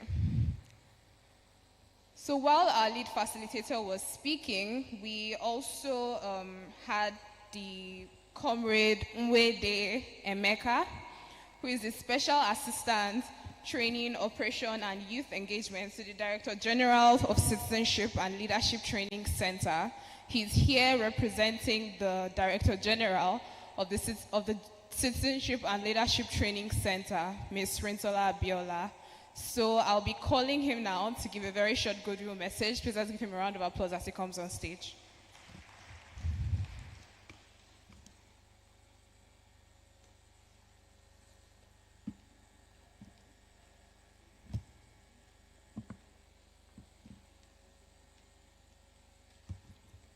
Good afternoon, everybody. My dear brother, Mr. Samuel Chukwu, my brother from that side, thank you very much for this initiative. My own friend and my sister, I'll call her my sister, my friend. I've known her for almost a year now, and we have been rolling together. She's here, the beautiful lady, Ms. Zuliat Mohammed, and other distinguished members, participants, handsome guys, beautiful girls, ladies, and gentlemen. Welcome you all. This is a very great event. I'm here to represent the Director General, Citizenship and Leadership Training Center, and my name is Comrade Nwede Andrew Emeka. Briefly, on behalf of the Director General, CNLTC, it gives me a great pleasure to extend a warm goodwill to all participants gathered for this National Tax Sensitization and Awareness Summit.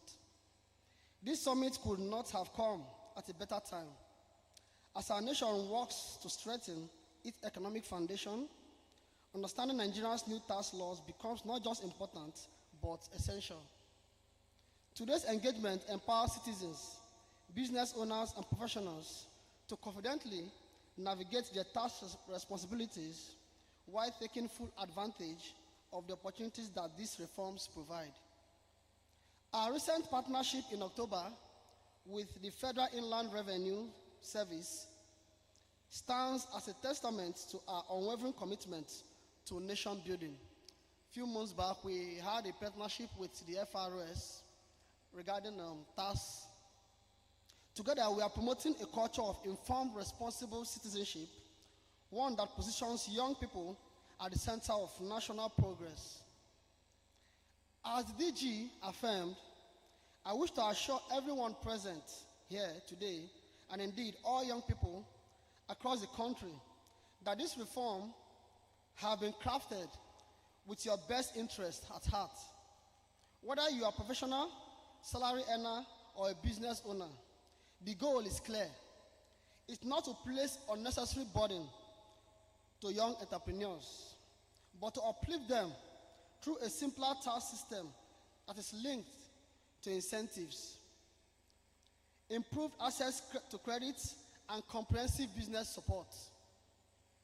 This is how we build a future where innovation thrives and enterprise flourishes. At the City and Leadership Training Center, we remain committed to continuous engagement, training, and capacity building.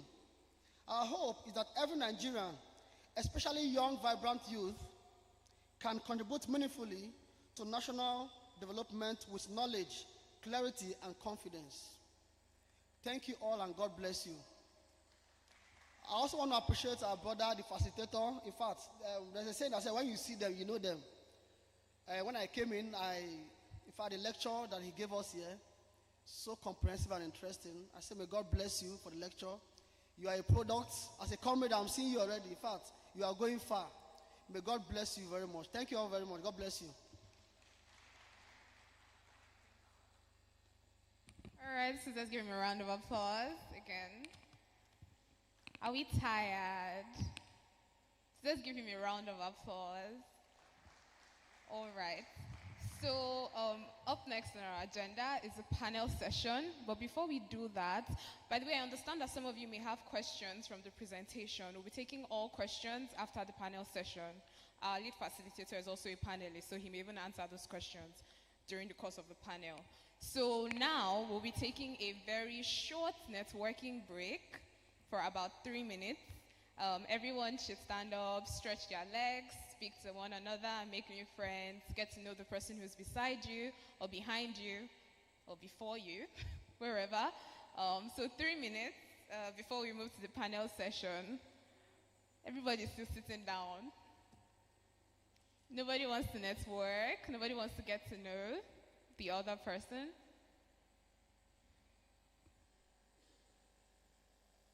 We're not tired. Okay.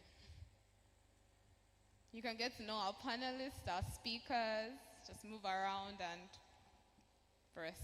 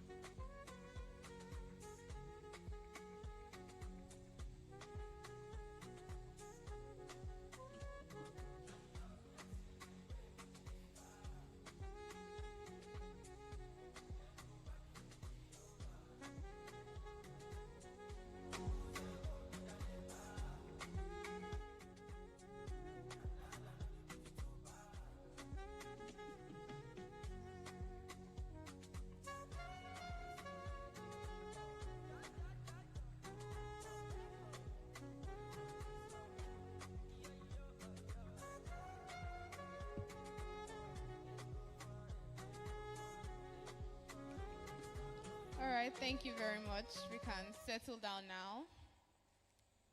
Thank you.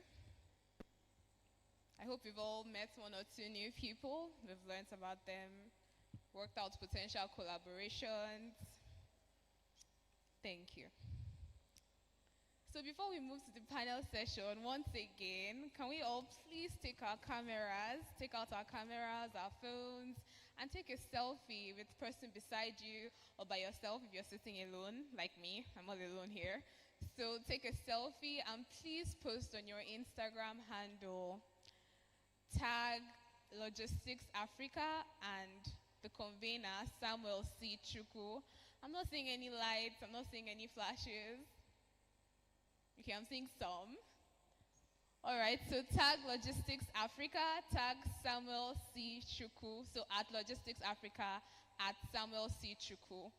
Our hashtags are National Tax Summit 2025. So hashtag National Tax Summit 2025 and hashtag Logistics Africa. The convener just whispered to me that there will be a cash prize for the post with the most engagement. So please make sure to tag properly. That's the only way we can follow.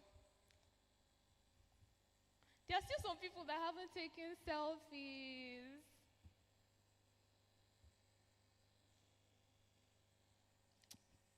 All right. So while that is going on, I hope that continues to go on. I'll be calling on the panelists to come on stage so we can go on with the panel session. Our first panelist is Ms. Zuleihat Ohiare, Esquire. She is the chairperson of the Young Lawyers Forum, Garki branch. She is a lawyer and the policy advocate committed to advancing legal reform, civic empowerment, and youth-focused governance in Nigeria.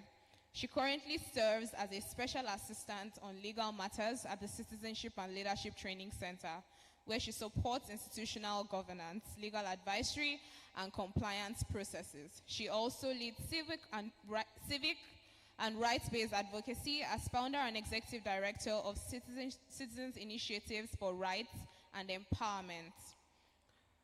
She leads strategic initiatives and strengthens legal education, promotes youth participation in policy development, and expands community legal awareness across Abuja.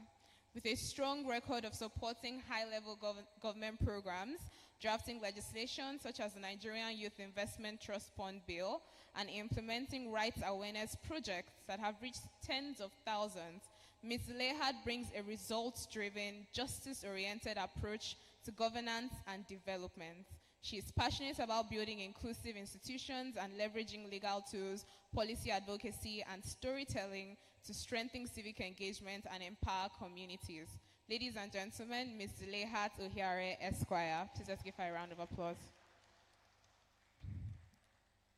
All right, our next panelist is Mr. Jude Dahilo.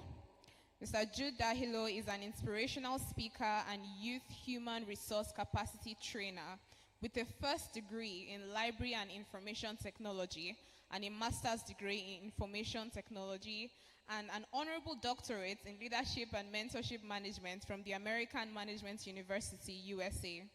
He is an Oxford University and FMDQ Yelp Fellow and an alumnus of the World Youth Development Forum, China, with an ardent interest for youth capacity development, especially in Africa, which has led to the hosting of numerous seminars and trainings across the West African region. He recently emerged as one of the 100 Excellence Action Plan for Global Youth Development at the World Youth Development Forum by the All China Youth Foundation in Beijing, China, and 100 Exceptional Africans by the New Africa magazine. He's happily married to one female wife. Ladies and gentlemen, Mr. Jude Dahilo, please let's give him a round of applause. All right, and finally, our very own lead facilitator, who has already presented a very robust presentation on tax and the new tax reforms, Mr. Ati Solomon Vendega, Esquire. Please let's give him a round of applause too. Finally, to moderate this panel, I will be calling on Miss Lillian Ari.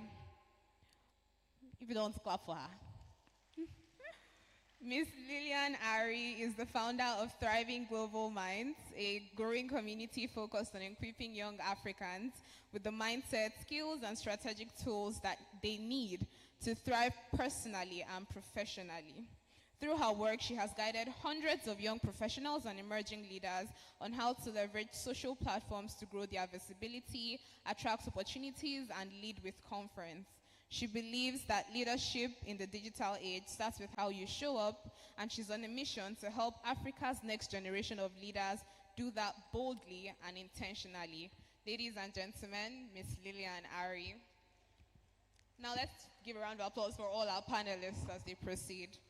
Please take your notes out, take your pens, prepare your questions, because they are here for you. Thank you.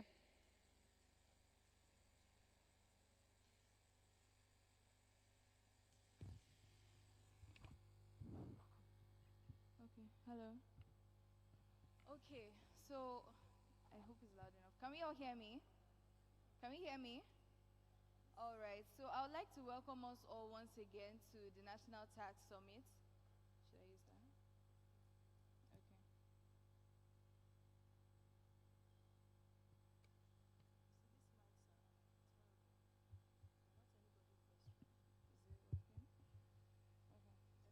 Hello. Okay. All right. So I welcome us all again, once again, to the National Tax Summit.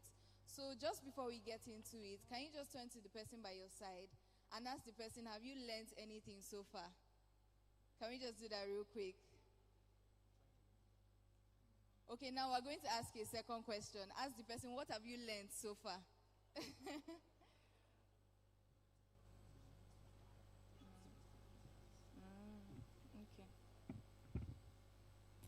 I hope it's going to work. All right. I believe your neighbor has told you what the person has learned so far, right? Okay, so, the major reason why we are gathered here today is because ever since the new tax laws have been, passed into law, a lot of citizens have been confused. A lot of people don't know how it's going to affect them or their businesses. So we created this avenue so that we can get to learn and really understand how, these laws are going to affect us personally. So we're just going to get into the questions real quick. So I would like to start with you, Mrs. Zuleihat. Miss Zuleihat, sorry for that. So, you're the chairperson of the Young Lawyers Forum, Garki branch, right? What would you say, what practical steps would you say that young professionals can take to communicate these new tax laws to their peers and even their clients? Okay, thank you for that question. First and foremost, as lawyers, we are used to making simple languages seem so big and complex. And for those that are university, I'm telling you, there's no, it doesn't pay really. We're just stressing our clients, stressing the average Nigerian. So I think one of the first things we need to do is to demystify, the whole legal language around the tax regulations. Of course, you don't go telling your client that, oh, you need to file this, you need to file that, tax compliance, without exactly breaking it down to why and what type. Like every single day we deal with contracts, we deal with mergers, acquisitions, so many things, even property, documents and all of that, so many things that involves one tax or the other. So it's not enough to just say you need to pay stamp duty or you need to do this. I think we need to go a long way by extension to explain why this type of taxes are important and why it is an obligation for us as citizens to do it, and what the government what we should expect from the government in return. Is more or less like using your office, your position as a lawyer to educate the next person beside you. That's one. And then I think another thing I would advise as lawyers is that, in fact, I have this this thing I always try to do, you simplify things and then you show them so you can make things practical. When I say practical, give real life scenarios. I remember back then in school, it's one thing for a lecturer to just come and say section this, section that, and whatnot. And it's another thing for them to actually come and give us a real life story and say, oh, you know, somebody stabbed someone and then it wasn't intentional because it was an accident. And then this is what the law now says because, you know, there's a guilty mind and a guilty act. Like, break things down for your clients, break things down for the next citizen. But before all this, capacity building for even the lawyers themselves is very important. Yes. To be fair, I do not think that a lot of lawyers know the implication of these new tax regulations on businesses where we operate law offices. The rules of professional conduct will not allow us to have law offices as companies. So they are more or less business names. And I can assure you that, well, when this picks up from next year, we won't just be paying value-added tax, we'll also be paying personal income tax, which is even more compared to if you were running a company as a law office, because then if your profit margin is not up to a certain amount, then you do not need to pay extra taxes aside the value-added tax. And because we do not know these implications, I noticed that a lot of people are not even speaking about it. So we need to educate ourselves first and foremost. The Young Lawyers Forum can actually take proactive steps. I have seen the National Governing Council of the Young Lawyers Forum take proactive steps to have webinars around the tax regulations so that we can understand what to expect, not just for ourselves, but for our clients as well. You know, so I'll say we're already a step in the right direction, but personally, let's make it a responsibility to not make law look so big. I'm not saying we should bring ourselves, you know, we are learned, but in being learned, let's really help others to understand what the law really expects of us. Okay, thank you so much, Ma. You know, I really love how you mentioned, you know, capacity building, and that's actually leading me to my next question, because for Nigerian citizens, a lot of us are still in that place of resistance. So, Dr. Jude, I would like to direct this question to you. What leadership values would you say young Nigerians and Nigerian citizens generally can build so that we move from that point of resistance to responsibility? Okay, thank you very much, Lillian. And I use the opportunity to also appreciate the convener, because everything begins with knowledge. Just like he said, knowledge is power. Yes. It's very important. Now, talking about the issue of values, these values we are talking about that we will need come 2026 because of the reforms, it's going to be two-sided, coming from the government and also from the populace. Now, the first and most vital value that I see is the issue of integrity. Integrity must be seen. And if you ask me, I'll tell you, because an author once said, everything starts and ends on leadership. If you ask me, I'll tell you the reason why, because there is a reason why you are Grand Commander in charge of the armed forces. Do you understand what I mean? Means that as a government and as leaders, you can make laws, enforce the laws, be ready. But those who enforce the laws must be seen obeying the laws. Now, when it has to do with integrity, you must be seen, you know, spending within your means. I was having lunch some 4 years ago with some Kenyans who came for an event, and all of a sudden, we had Nigerian leaders coming for the same meeting. And when they arrived, the entourage was like endless, and the guy was perplexed. He just asked me a question. He said, "Who is this?" I said, "You can see from the plate number." Yeah, so when he saw the plate number, he was like, okay, but he's also noticing something. And what did he notice? He noticed that the vehicles that came there were heavy-duty, you know, vehicles that are, you know, very expensive vehicles, but then they were not the same models. And they were for one person. So you have like a Mercedes-Benz, the other one is something, an SUV, 3 SUVs for just one person. And he was asking, he thinks that there is something wrong, because in Kenya, they do their best to ensure that if you are ministers, all ministers must ride the same kind of vehicle so that you are able to meter, We are able to account for the oil usage, for the fuel usage, for uniformity in all of these things. So integrity has to be there. The leaders have to be seen to have integrity. Secondly, on the part of there's a thin line between integrity and transparency. Yes. Transparency comes into place. And when we talk about transparency, we are saying that the people should be able to hold you accountable for obedience of these laws. Yes, you are bringing reforms. You are bringing, laws that we have to stay with as citizens. There should be an electronic dashboard, something that says, since we started collecting you started paying taxes in this manner, this is how the taxes are being implemented. Now, when there is transparency, you discover it's going to win the heart of Nigerians to say, okay, maybe something is going to change this time around. There is a tracking system. There has to be a tracking system that can be used. There is a case study like that in Georgia. We have Botswana doing the same thing. We have Rwanda doing the same thing, And then thirdly, we also have fairness. We are talking about values. There has to be fairness. And when we talk about fairness, we are saying that the rich and the poor, they should not be sacred cows. Do you understand? What applies to the rich should apply to the poor. Not that something will be special and spectacular for the rich, and then the poor, go on the disadvantage. That's some of the things. And then a practical example is that of Rwanda.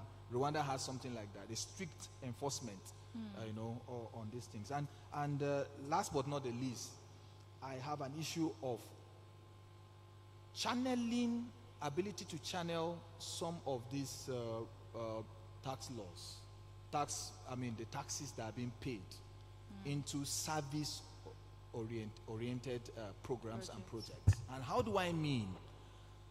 If Nigerians today see that the taxes that you are collecting, the remittance of the taxes is for a road project, and maybe we know about the road project, or it is for one community development somewhere, I'm telling you that we are going to readjust. And when I started, I said it is a two-way thing, and I'm talking about the other part now.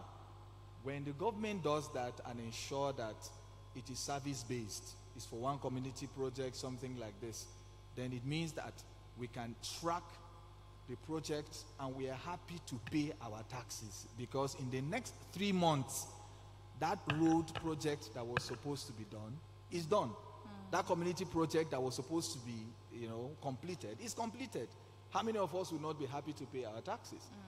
So to round up on that, we must know that there is a trust issue when we're having a discussion just before we came here. There is a trust issue, and the trust issue is on both sides. The government don't trust the populace. The citizens don't trust the government. If you ask me the ratio, I'm going to tell you that we don't even trust the government more. Why? Because there have been antecedences. We've seen all of these things happen in the past. And people are asking the same question: how are we sure that these things are going to work? Now, my last message will be that we need to give the government time. I know a lot of people in conversations have told me, how are we sure this is going to happen? When Barrister Sam, the convener, was giving his speech, he said a journey of 1,000 miles begins with a step. So I think in the part of the citizens, we must be ready to give that benefit of doubt. Let's give them some space. Maybe 1 year, maybe 2 years. My colleague here, I don't want to say a learned colleague because I'm not learned, I'm learning. I want to be a learner, not a learned colleague, right? And we're discussing, and we're saying, okay, it's possible that next year it doesn't even happen for reasons that are best known to the government that we might know, but we are silent about it. So I will encourage that as citizens, the government has already said we are starting something new, and that they have also enumerated some of the importance and benefits that are going to come into play. So let's relax a bit and see what January comes with. Let's relax a bit and then begin to think of organizations that can advise the government on these 3 or 4 values that I've spoken about, especially the one of transparency. If there are applications, if there are web applications that can be used to track and the government is open enough to say that yes, we are able to open up to you to check us. Anytime you can go online and track what we are doing to see if what we are doing is correct. If we imbibe those values, I think that we will work fine for some years. Yes. Thank you so much, Sam. Yes. So, I mean, from what Dr. Jude is saying, he's saying that we should give the government time. So we can give the government time. But right now, we would have to put Mr. Solomon on the spot because we would need you to tell us how you think the government can improve their transparency, so that, as citizens are seeing this, the tax laws take effect, we're also seeing it being used for, public products and services.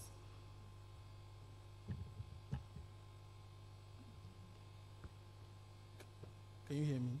Yes. All right. Thank you very much for that question. I think part of my answers to that question, he already has said so much about it.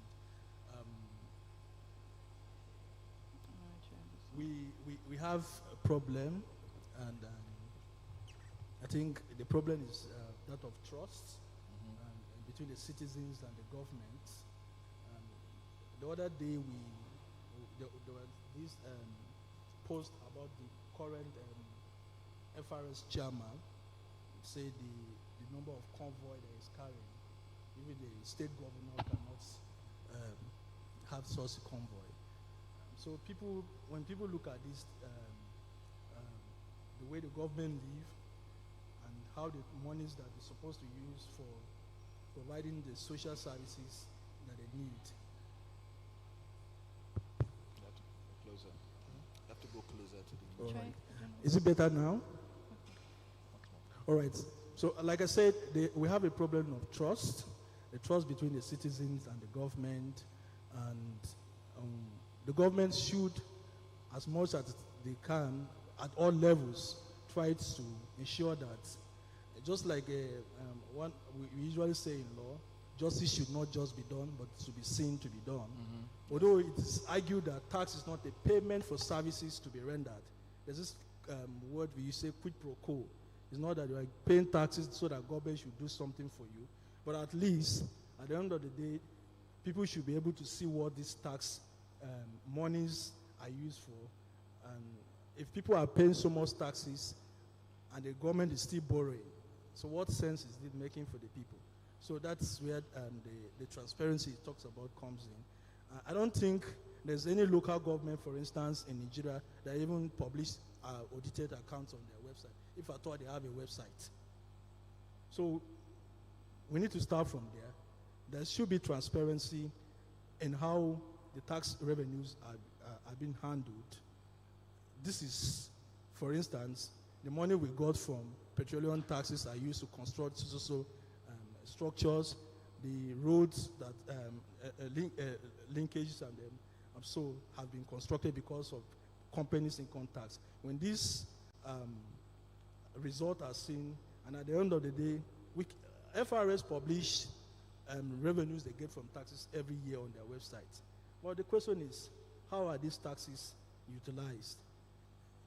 People say that at the end of the day, the taxes still goes back to the accounts of the politicians, and they squander them not for purpose. So that's why even in compliance we're having issues, because people believe that we are going to pay these taxes, but there's no use of the taxes, because if we pay, somebody will sit in Abuja and take the whole money, and there's nothing for us at the end of the day. So the government should prioritize transparency. That is very key in the projects, and ensure that the tax monies are not just used, but they are seen to be used judiciously. Yes. Okay, thank you, sir. All right, so I would like to throw the question back to Dr. Jude. This topic of distrust is a very heavy one. So what would you say, what leadership actions would you say can be implemented to improve this trust in public revenue management? Okay, thank you very much for that question. So you are saying what the government needs to do to earn the trust of the citizens. Yes, exactly. It has to be, I am just saying that there should have been some preparation before what we are about to go into. I am not accusing the government of not preparing adequately, but with the kind of society that we find ourselves, where we have deficit, educational, we're deficit in education. The educational system is not too strong. People don't know, they don't have the technical know-how. People don't know how to read in some places. In major parts of the north, we have issues already. So let's drop that. It's already a problem. So the government needed to have prepared in partnership. I can't even call that partnership. That is the sole responsibility of the NOA, the National Orientation Agency. Before now, there should have been some, sensitization. I had to tell people in the layman language, like my fellow discussant said here, that we like to make things so complex. In fact, when the presenter was giving those figures, I was thinking in myself, I just told him he has to make an AI model of himself that will remind us of all that. And by the way, that's a business idea for somebody. If you catch it, you catch it well. So something that reminds people about what's going to happen. Now, but let's just go back to the government. Now that we know that we have not done enough of desensitization, we can begin to say, go out of speeches. Don't be silent about it by defending yourself. Just use the National Orientation Agency, the FIRS themselves to put out information there through social media, use content management, all of these popular skits makers to do something about getting people to understand the implication, the importance, the benefits of these tax laws, what it's going to do to our common interest. It's an issue of common interest. When taxes are spoken of, we are saying that everything we are putting into place is going to go round and be benefit to us. So for the government, they have to, this transparency is something, transparency is not a speech. I don't know if you get that. Transparency is not, it's above speeches. It's about implementation. We have to be seen doing these things. And if you're asking me that's what, it has to begin by orientation. Because orientation, it starts from orientation. Because at orientation level, the citizens are still thinking, should we trust them? Should we not trust them? So if your orientation is good enough to come through skits makers, all of those guys, maybe, just maybe, the people can begin to say, okay, we are beginning to understand a bit what it's going to do. Let's just wait a bit. Maybe that's when they are going to borrow my advice. And what was my advice? Give them some time. Give the government some time, like a year. Let's see, because all of these countries you are talking about, they started from somewhere. Stop even using America. I've stopped using United States of America to compare Nigeria because, there is no comparison. Sorry to say. Let's start with Rwanda. Let's go to South Africa, our common, African countries. So, and then finally, I think the government can also borrow ideas. There is nothing wrong in going to borrow ideas from other countries that have worked. I've given you instances with Botswana, Rwanda, even South Africa, even Ghana, our neighbors here. They have a way of sending that education to the grassroots to get the people to trust them whenever they want to make reforms. So there is nothing wrong in going to learn from other countries. That's the leaders of our country, Nigeria, can learn. They can borrow some of those policies that have worked, some of those strategies that have worked for other countries and bring them here.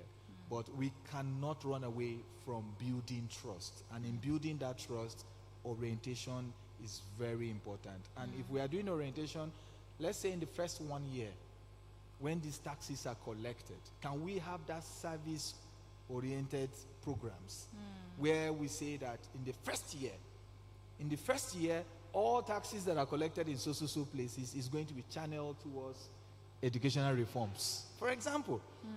And let's say ASU will never go on strike again. I've always said it in every panel that I go.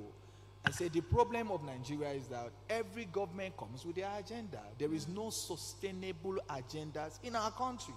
And once there is no sustainability in our agendas, we are going to have cut and paste agendas. How am I sure that after this regime, let's say they have the opportunity to come back again, and even after the 8 years, how am I sure that the next president who is coming is not going to cancel all of these things and will go back to square one? So the sustainability is an issue. Do you understand the point? So I have I have an issue with that aspect, and I feel that the government should focus on that if they are going to win the trust of the citizens. Thank you. Thank you so much, sir. So, Ms. Zuleha, for you as a legal practitioner, right, what gaps have you seen in legal education that, we can come up with reforms and trainings, and what reforms can we come up with that will be prioritized? Okay, so before I answer that, I would like to make an addition to something you said. Go ahead, I'm not removing anything from it. You said something about borrowing some policies from. So, but I think it's also important that even with this tax regulation, we ask ourselves, before these new rules were put in place, did we go to ask the people that actually pay, the taxes, what the problems they're facing are? And so bringing it down or connecting it to the issue of policy, I feel like Nigerians, we borrow too much. We borrow wigs and gowns, the whole the whole system from the UK. They've stopped, we're still doing it. We borrow policies, we borrow legislations, but we do not have legislations and policies that are people-focused, that is created based on the realities of Nigerians. So it's very easy for anyone to go anywhere and say, I think this works for these people, and then you don't assume that because it works for them, then it works for us. So we don't have these indigenous policies, and I think that's one problem we have. So while it may be good to look at what has worked for other countries, I do believe that when you are borrowing, it's important to now relate it and try to apply it to our local reality here to see whether it would work or not. So using that to even answer the question, recently at the Young Lawyers Forum, we had this training with National Institute for Legislative and Democratic Studies on policy advocacy and legislative drafting. And that was because we had identified the gap, or at least some gaps in our legal system from the summit we held earlier in June. Our legal system is more theoretical. I think every lawyer here can attest to that, save for maybe law clinicians who have the opportunity to experience some practical aspects of criminal litigation, pro bonos and all that. But for the most part, we are more theoretical than practical, and I just think that it doesn't work anymore. The systems are changing, technology is taking over. We need to start having conversations around emerging areas, of laws and all of that that are really useful right now, and realigning our curriculum to fit into that. In fact, that was one of the recommendations that even came up. The fact that from the university through law school is literally the same thing. The only thing that changes are maybe the laws. How many lawyers can, now with AI everywhere, how many lawyers can you say know how to ethically use AI? I have seen some drafts come to my table recently, and once I see it, it's a document, it's a contract. I just know this is ChatGPT. Now, I'm not saying that it's wrong to use ChatGPT. I'm just saying that ChatGPT is not supposed to do the work for you. It's supposed to give you inspiration, it's supposed to give you ideas, it's supposed to help you even think better, not think for you. So if we don't begin to incorporate that into our curriculums, educational curriculums that produces lawyers, we're going to have problems in the future, including the same tax regulations we're talking about. Because imagine if somebody sits down and uses ChatGPT to give you a tax regulation that's supposed to affect the whole industry. So we have serious problems there. Most of technology. I remember in University of Abuja, I went to University of Abuja, we had this in the library. You just had a small room where you had computers, and you can literally pick the number, like it wasn't up to 20 computers for a whole faculty. And so you have a lot of lawyers come out and they do not even know how to utilize, technology well. Like I said, this is the Gen Z age. Everybody is on their laptops. Everybody is utilizing technology to make things simpler and even better for everyone. But I do think that lawyers have that gap that they still need to bridge. When we, maybe because I have worked in the governance space, I tend to have a more open mindset towards some things. But people would always say lawyers we behave like a cult. You can't blame anybody. Yes, Because when we come out of law school, the only thing an average lawyer is thinking about is how to get clients. I want to be a senior advocate of Nigeria in the next 10 years. And now with the Legal Practitioners Act or bill before the National Assembly, that has been extended to 15 years. So all the best to all those who want to become senior advocates of Nigeria, but there are other opportunities that you can, enjoy as a lawyer. Law does not, studying law gives you an advantage compared to other courses. No, please, I don't know what you studied, but no harm intended, but it gives, because the rigorous training allows you to fit in anywhere. You can transition from law to anything, but you can hardly transition from anything into law. That is just how it works. So yes, I do think that we need to bridge that gap, come up with better curriculums from the university through law school, and even the MBA do have extra responsibilities. I don't think it's enough to host webinars that has to do with human rights. We've been doing that. It's not enough to host webinars that have to do with criminal litigation or how the Administration of Criminal Justice Act impacts. We need to come up with, we need to be creative by ourselves. Like, it's high time we stop waiting for people to identify opportunities, create opportunities, and then the only thing we want to do is to delve into those opportunities. Yes. Nothing stops us from being critical thinkers, being problem solvers. And that is one thing that, to be fair, lawyers do need to do better with. And so, yes, from the educational system through the MBA, a lot needs to be done. Technology, revised curriculum, better capacity building trainings, and all of that. So with that, I actually think we will see changes. We will. No problem. Thank you so much, ma'am. But ma, you're the chairperson of YLF Garki branch, right? So how can YLF improve tax literacy specifically for students and young professionals? Okay. So, sometimes you have to take, if Muhammad won't go to the mountain will go to Muhammad. Yes, that's that's the phrase. So I feel like we have the population. It's not even a feeling. The way young people make the larger demography in Nigeria is the same way the young people make the larger numbers, within the NBA. We have that number. And there's something we did with the Young Lawyers Forum in Garki branch in July, I think. We had this community rights awareness outreach.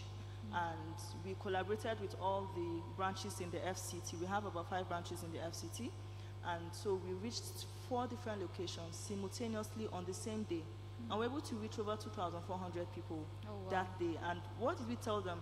These are your rights, when you are arrested by the police. These are the things you should do. Thankfully, we were able to, get partnerships with some NGOs already into this duty solicitor scheme. And so they were able to provide access to toll-free lines that you can actually call to get lawyers to work for you pro bono or take up your case. Now, imagine if you replicate this model, in this instance, to create literacy awareness, yes, amongst people. Imagine if I think we have about 126 branches in Nigeria, FCT branches, although not all have the Young Lawyers Forum, but say half of it has like Young Lawyers Forum. Imagine if, say, even 50 branches tell themselves that every month, or every 3 months even, we're going to take to the streets to teach people about tax. We're going to go to the markets, we're going to go to businesses, and it's pro bono, of course. We're going to do this. Just imagine if we did that and we kept that tempo for a year. There would be a shift in people's knowledge base. And then I'm talking about this locally because we had this discussion earlier that there's this gap, in terms of the machinery put in place to ensure that an average man on the streets even understands the tax regulation. And that's one gap we can actually fill. Now, beyond that, the Gen Zs, the younger ones, are on social media nowadays. Not even a lot of YLF forums have like social media pages. And I think that's where we need to begin to do things differently. You need to, like I said, you need to take things to where the people are. So if you're trying to create this awareness on social media, then maybe I would encourage, we should start by having social media pages across board. I'm not talking about LinkedIn, because LinkedIn is there for people to come and boast about some things that they did not achieve, but it's good and fine. I'm talking about TikTok. You know, Yes. the fun social media pages. And you don't even need to do podcasts to get people's attention. There are fun ways to create content nowadays on social media that passes the information you want to pass, and people actually key into it. And because we are better positioned to actually do these things, when I say we have the knowledge base, you know, see us as a bridge between the government, the regulations, and the people. So we have the younger generations among us who already do these things. So we can, instead of channeling it to just creating content for entertainment, we can begin to create content for educative purposes. So if we do this on social media, you know, engagements and all, you'd also see shifts, you know, from that end. I believe, yeah, if we were to go with these models, it will go a long way, and that's what I'm encouraging a lot of young lawyers. You don't even have to wait for your branch or the leadership of your forum to do that.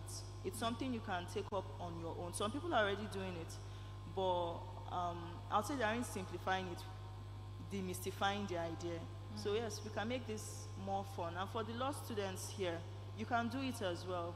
You're already going through the rigorous training of being able to understand legislations, you know, and translate them. So you can start your career from here. And you know, the beautiful thing about it is, because we're not allowed to advertise, I'm not teaching you something bad here, and this is off the record. This is a very beautiful way to attract clients to yourself, because clients like to know that this person knows his or her onions. So imagine you're always making educative posts in a fun way, like I said, on social media, TikTok and all. Some people may just not want to go through the stress of filing themselves. They'll reach out to you. They will. We have a lot of people already, you know, using that model on social media. This is one way to carve a niche for yourself and actually excel in the legal profession. Thanks. Thank you so much, ma'am.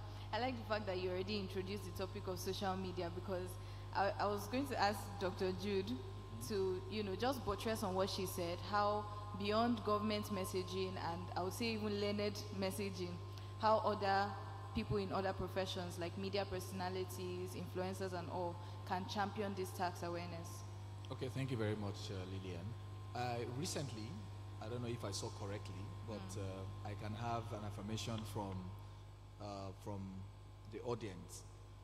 I think there were about 20 skits influencers that were signed by the president recently that are going to champion this the tax reforms. Okay. And I think that is the right step in the right direction.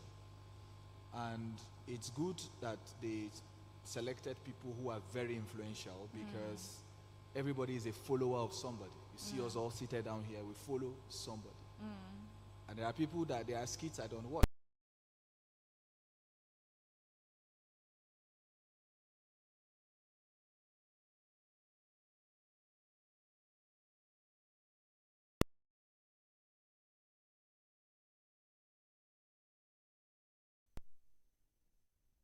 Well, I should just pause. Okay, it's back again. So I was saying that the implication of using high influencers, that's the skits makers now who are very popular, it will mean that this message is to get out faster, because from what she's talking about, we're talking about fun, making it in such a way that people can easily understand. Yes. Just take an example with the national anthem.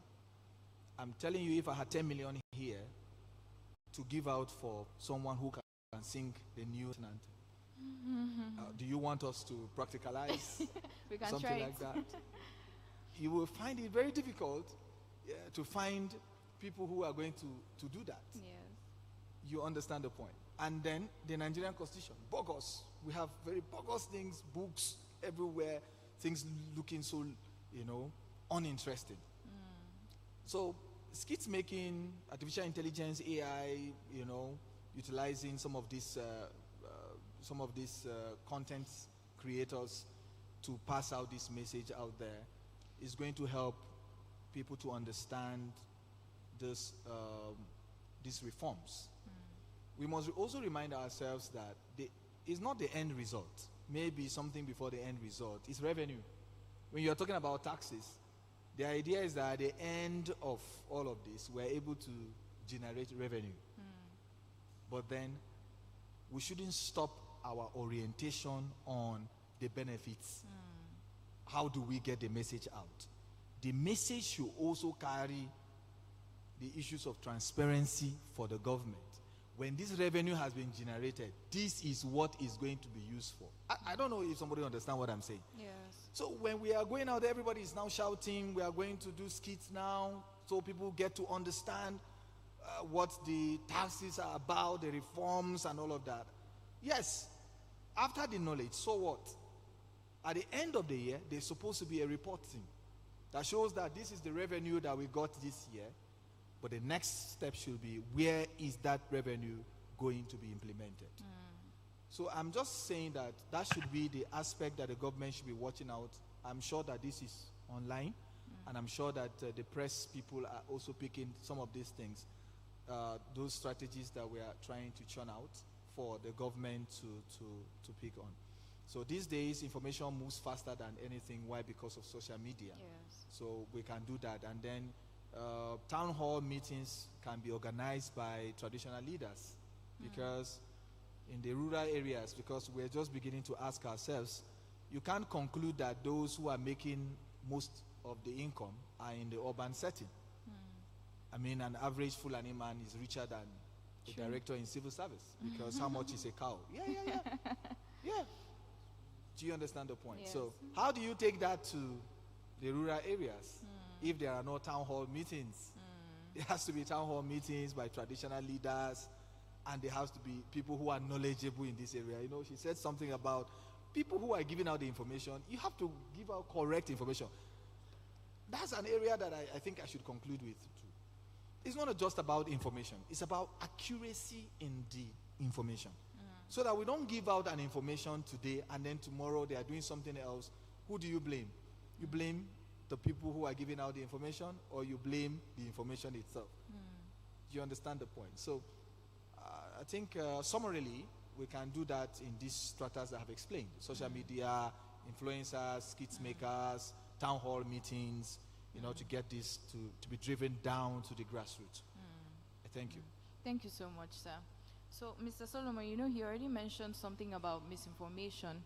So, I'd like you to tell us what common taxpayer mistakes that individuals and even businesses are likely to make so that we can avoid them.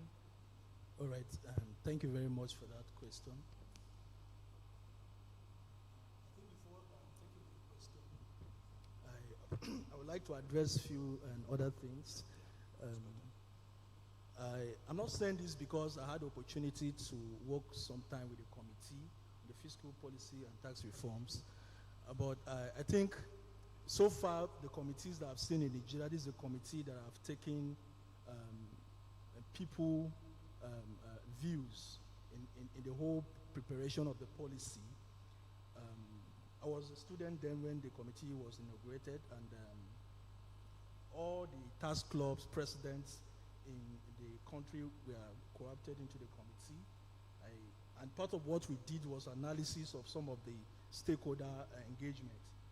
We analyzed so many documents, and they were engagement with all the sectors, from telecommunication to media to agriculture, SMEs and the rest. So the committee tried as much as they can to engage with the stakeholders that were involved, and even the membership of the committee cut across ministry, departments, agencies, and even the informal sector, to show you how intentional the whole preparation was about. And beyond the preparation of the policy, the chair of the committee have, sometimes I wonder if he rests as a person. If you go on, if you are actually a person following Mr. Taiwo Yedele, he speaks almost every week at events. Sometimes as he's finishing an event, he's going, even market women, they can invite him, and he comes to speak on the issues of taxation. So for me, I think beyond having issue with the government not being responsible, as citizens we also have a responsibility to be responsible. You know that the FRS is currently doing what we call tax clinic for SMEs. It is there on their socials. How many people are aware of this? And then Dr. Jude mentioned the influencers. Now, there was a time the Tax Reform Committee brought out a form for nomination. They say you can nominate influencers that will, be trained, because as they have been nominated, they are going to be trained by the fiscal policy and tax reform for them to be able to give us right information to those who they are engaging with. Yeah. All of us, we sat back, and then all of a sudden, when the names of the nomination was announced, I saw some people, even the former presidential aide, went online and was, making a whole issue around sections that this one that they have appointed only people from the south. What happened to influencers in the north? But the committee made the nomination open. Yeah. You never nominated anybody, and now and so that brings you to the point I want to make, that as Nigerians, we are quick to react. We're not proactive sometimes. We only just want to react. And my fear for next year, we're going to see a lot of reactions. So much pressure next year, because people are more concerned. I just made a report last week. People are more concerned about how they will escape the taxes. They're not paying attention on how to understand the fundamentals of this tax. Once you are discussing anything payment of tax, they don't want to listen.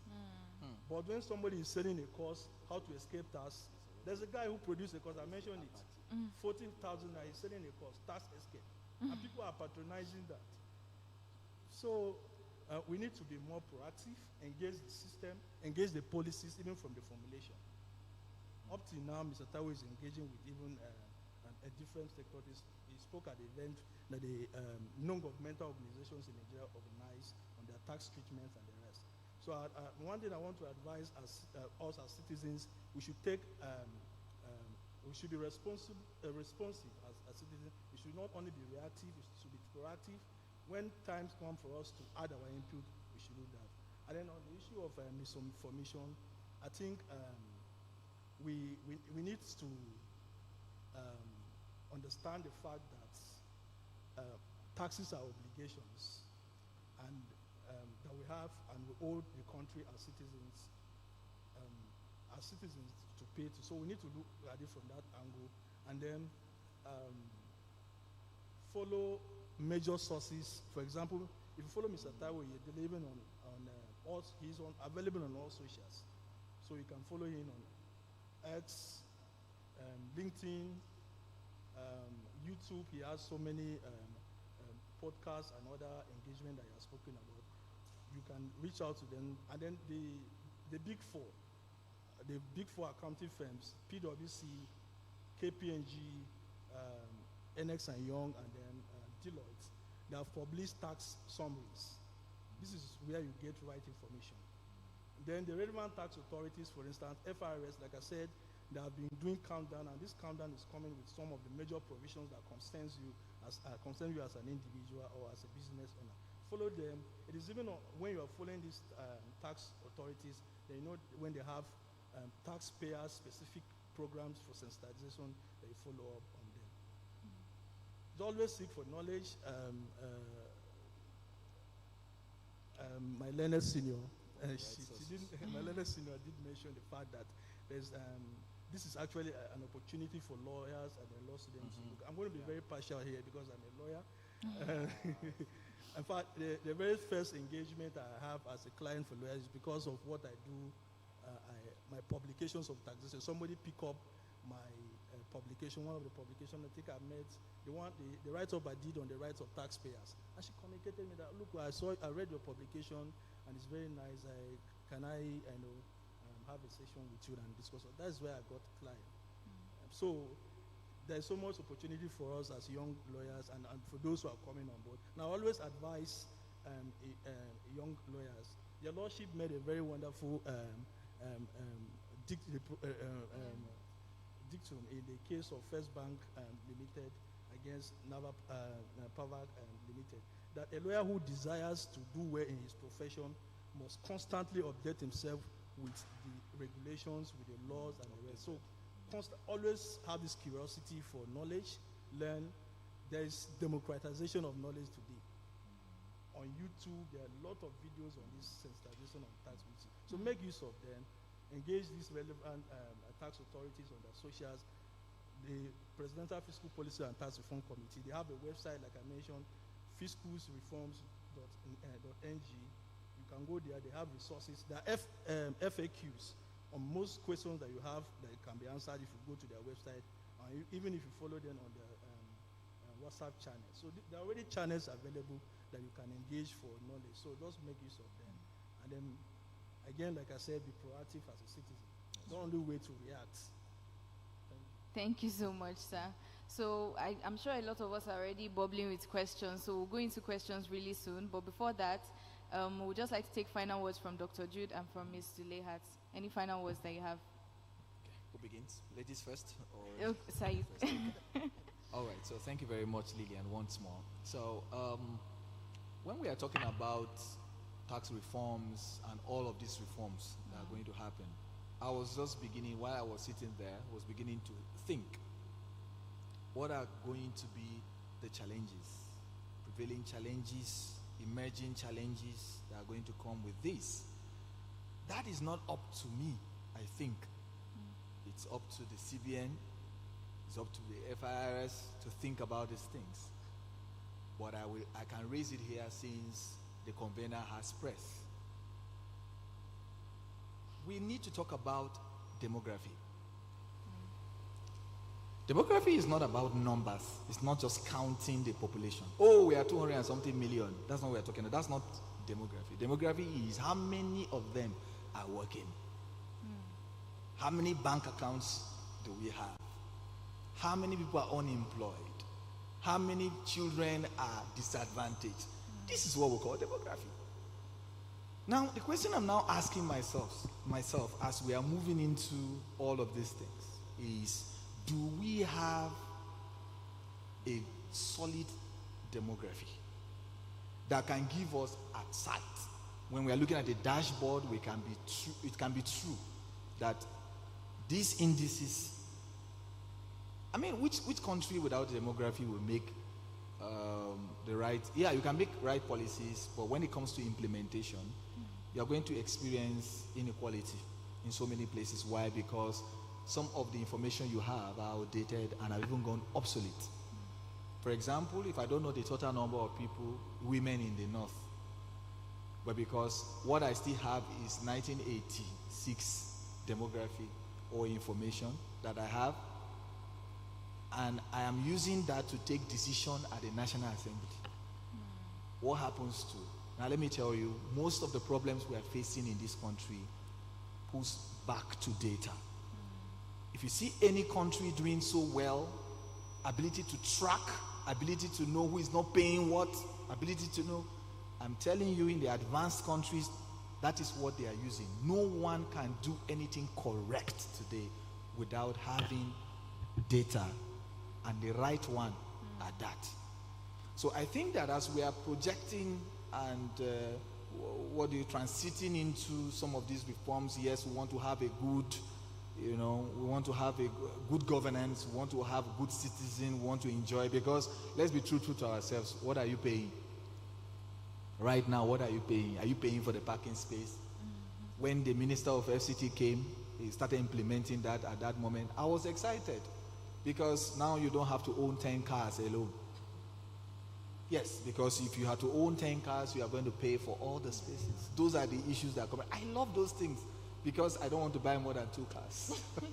Do you understand what I'm saying now? Now, but I'm saying that as we are moving into this kind of lifestyle, that lifestyle is the lifestyle of the Western world, all the developed countries. Because of what they are doing, they can easily, give back to their society. You can go to some university free of charge because of the money, the revenue that was generated. They can put it back into and say, oh, we have paid all the school fees, now it's free education and all of that. That's what we hope to see.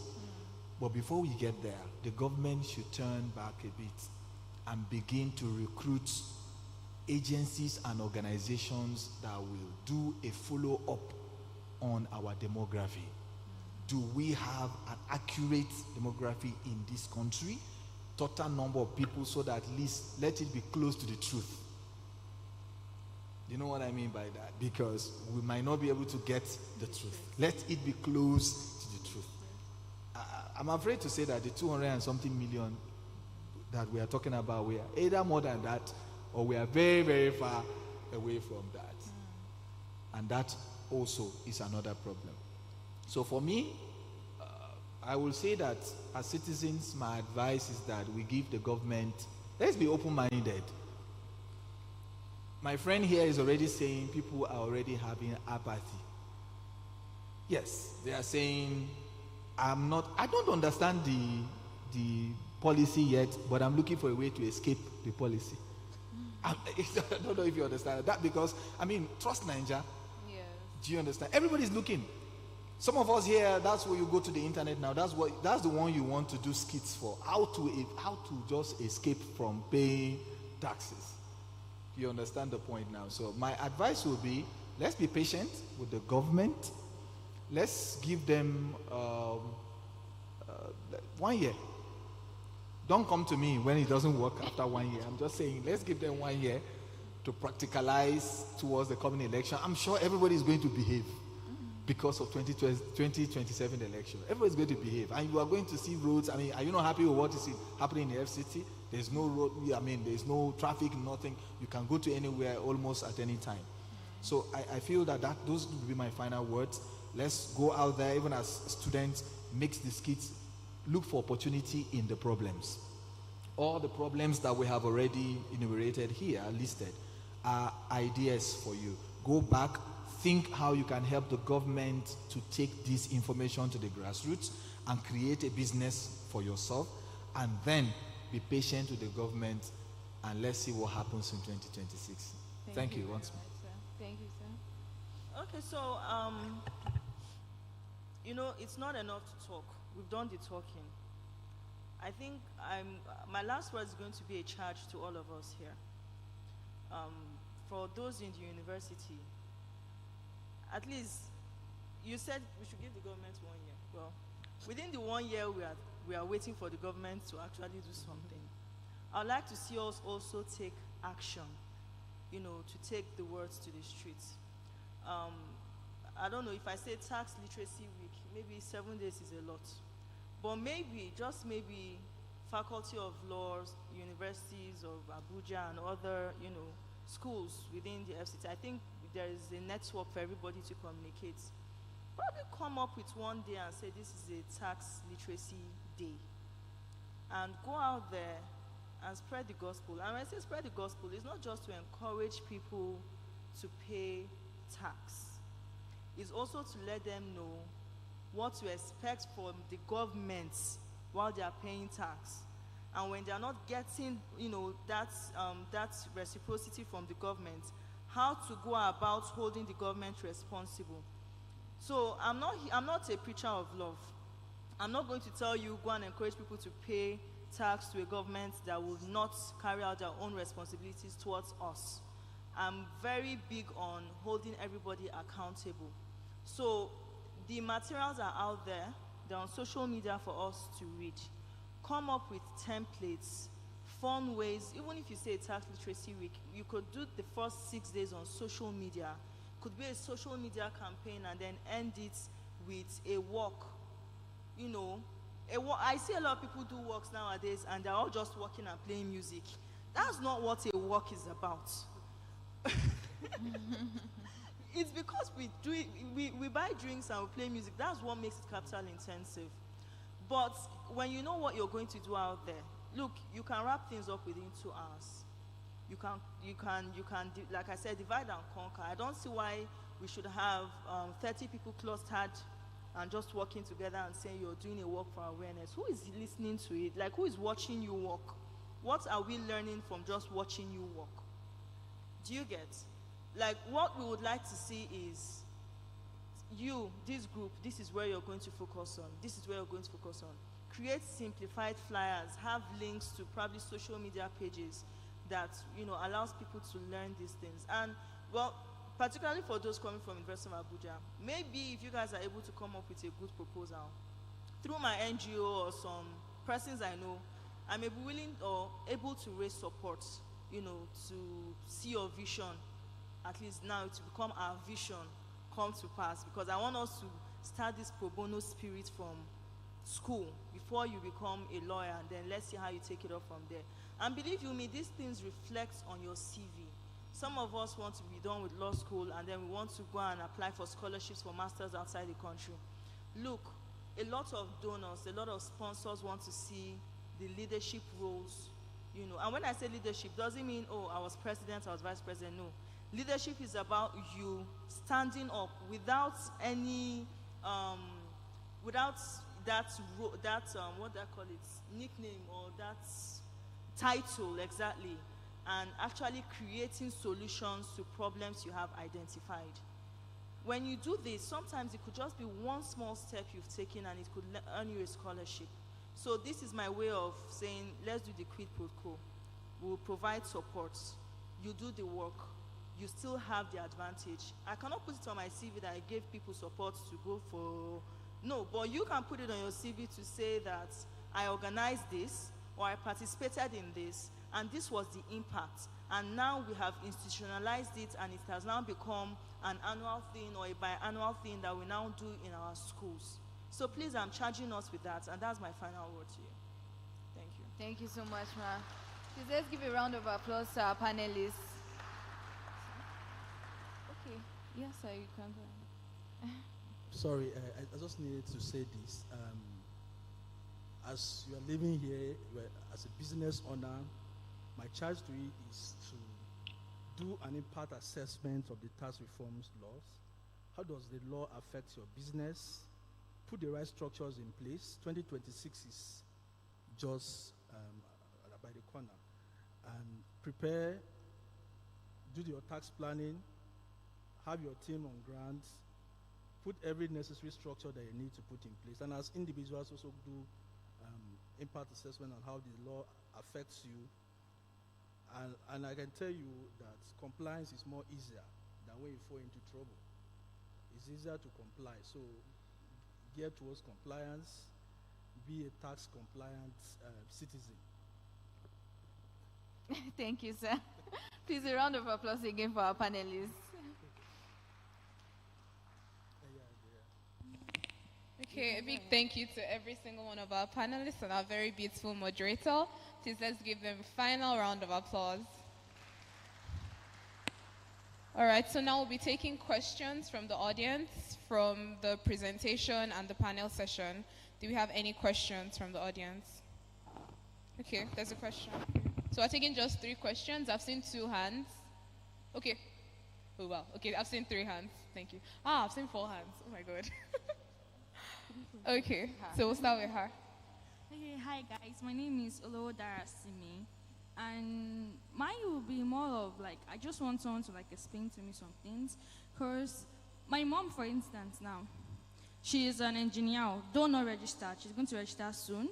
At least this year to next year, she's registering her business, and she makes more than 800,000 a month. A year. She makes more than 800,000 a year. But how does, so the question is, she doesn't pay tax. And I want to also ask, how does government track our income? Since someone like that, she doesn't have a business name, she doesn't have anything that goes, she just wants to register her business. And so many other women like that are in the market too, in their various business places. They don't have anything like that, but they make income, they make money. But government doesn't, I don't know, government don't know about those money or doesn't take account of that money. And like Sir just said, we don't have accurate data. In our country, my people suffer from ignorance or lack of knowledge. And I want to say something also. I think we all took civic education in school, where they say how to be a good citizen, how to be this. We have never seen where they say how to be a good government. There is no course for that. Nobody takes those courses, how to be a good government. And to say that this government we're always seeing, these are also people that are there. People sit on those seats, people sign those contracts, people do those budgeting and stuff. But we have never heard of how to be a good government. If there was, like you say that, how could someone, I've been in a place, a government is passing out, there was 30 cars, not small cars, plus an ambulance. That's apart from the power bikes that were also going, doing drama on the road. It was really hectic, I beg. So something like that happened. And if the government could say, as a government, you are a minister of this country, we are only paying for fueling 5 cars. Let me sue, be only 30 cars and be walking up and down. You are going outside your house, you are taking 30 cars with an ambulance and a doctor inside, only you. Are we sponsoring your lifestyle? I got to compare. I don't pay tax yet, and I know I spend more than that a year. So something like that. I don't work, but I spend like that. And also, how will I put this? All right. Sorry. Thank you. Thank you. Sorry for want of time. Okay, I saw a hand from here. Yeah, she's raising it again. So we'll take all the questions before we hand over to the panelists. Hi everyone, I'm Minister Oshen Emmanuel Star by name. My question goes this way. How do the government intend to communicate tax revenue spending to the average Nigerians? Because we want to know how this money is going. This money you are generating, how is it going? Okay, all right. Then one of our guests and the lady behind him too. Yes, good afternoon, everybody. My name is Victor. Talking about misinformation, there has been conversations online going around whereby people would say, or online tax experts will say, if you have a business name, this is the best time for you to upgrade it into a company. So I want to ask, what's the rationale behind that? Is it that as a company, you get to pay lesser tax, or as a business name, you pay more tax? That's my first question. Also, secondly, as a company incorporated under the Companies and Allied Matters Act, you get to pay what we call annual returns. And also, you have to pay tax. So I'm asking, does that not amount to double taxation? Whereas you have to pay annual returns, you still have to pay tax. Don't forget that we have to pay companies' income tax and capital gain tax. Is that not? Looks like triple taxation. So I want to know what is the difference between this. Thank you. Okay, thank you, sir. And she's the final person.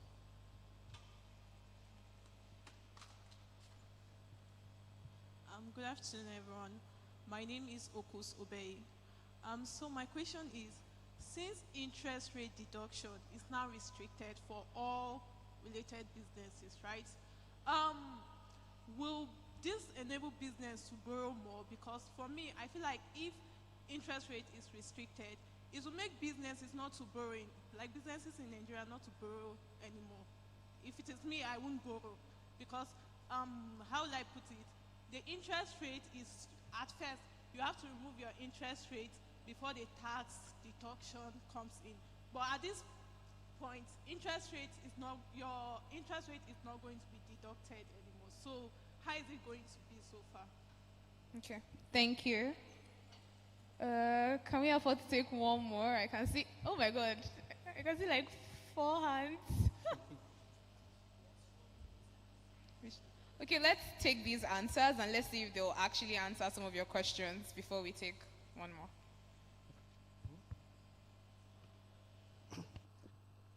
All right, so the first question is, how is the government tracing income even if there's no registration? One of the things that the new reforms is working on is, I don't know why it's. So one of the things. All right, thank you. So one of the things that the new reforms is concerned actually centers on is centralization of information, interagency intelligence sharing. There's what we call, I think, a national interbank something system, where it links your transactions across all, all of us. Even if you have five banks accounts, it's 1 billion you have, so it's able to be traceable, right? So the tax system is going to, in fact, the tax authorities have the power to request from banks, for instance, to provide. Remember, I mentioned that there is quarterly returns that banks should make. So if a transaction, for example, on account exceeds 25 million in a quarter, the bank have the obligation to report that to the tax authority. And so if the transactions, your bank's account shows that you are earning money and you fail to register to pay your taxes, Remember, the law says the tax authorities can use information available to them to create a tax ID for you. They will create one for you, issue you tax assessment.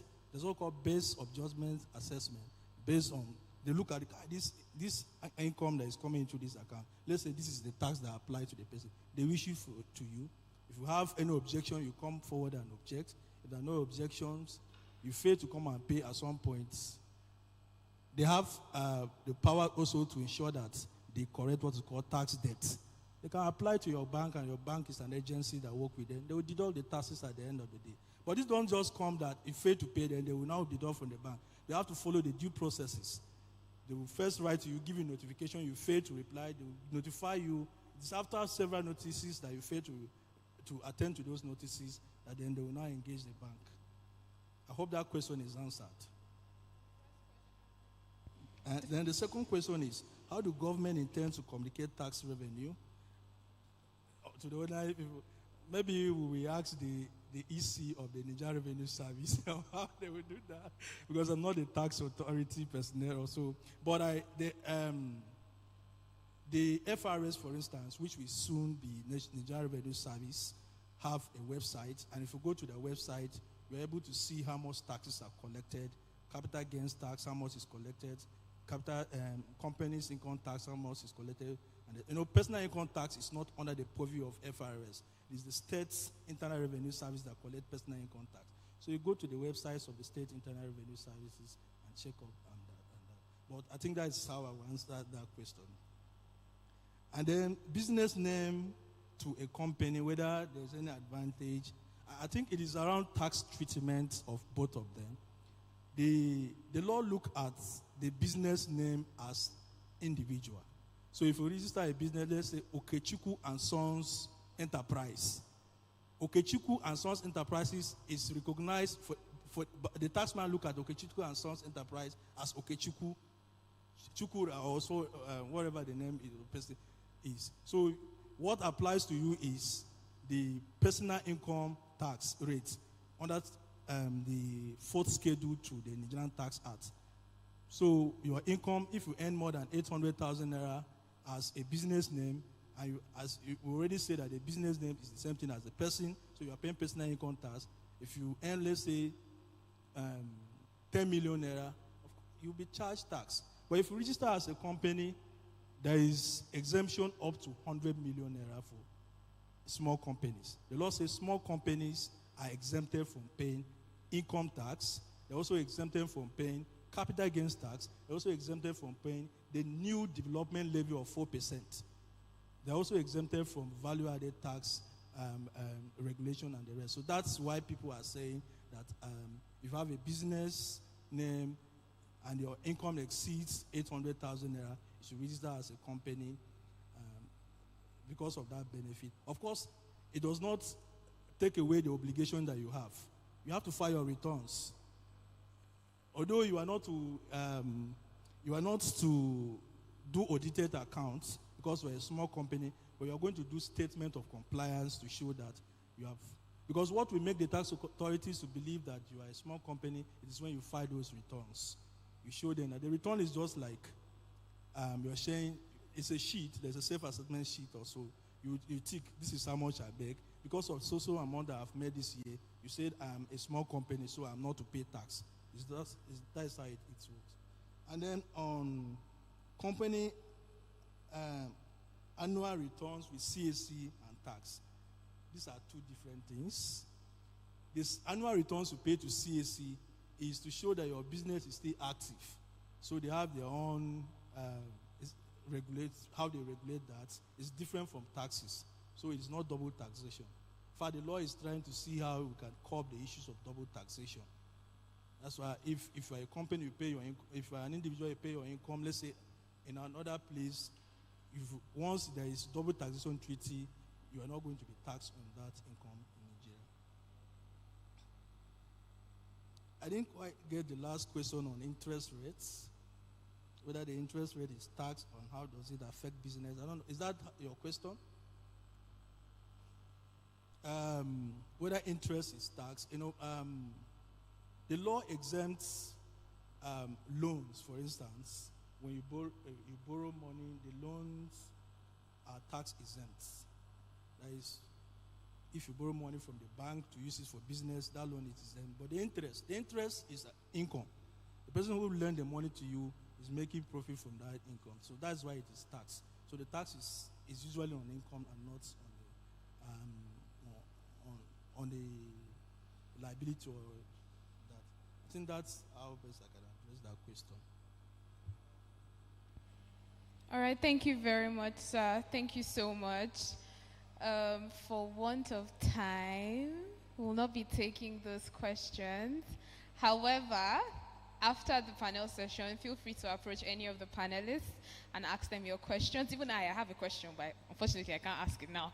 So feel free to approach them. You can also send your questions online. You can connect with them on their social media handles and reach out to them for more clarity on these tax reforms. Please let's give a final round of applause to all our panelists and our moderator for this wonderful session.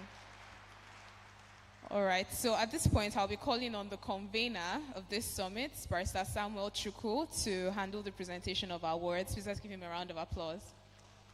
I thought it would be louder than that, so the reason why we're here. All right.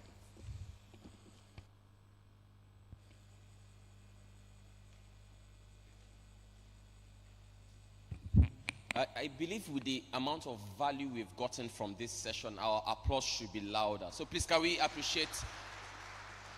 I noticed that there was a very personal bias as to the questions relating to the practical session at the beginning point. And it shows us that our mindsets are based on compliance. There's something Barrister Solomon mentioned when he said compliance is cheaper. I want to believe we got that. Compliance is what?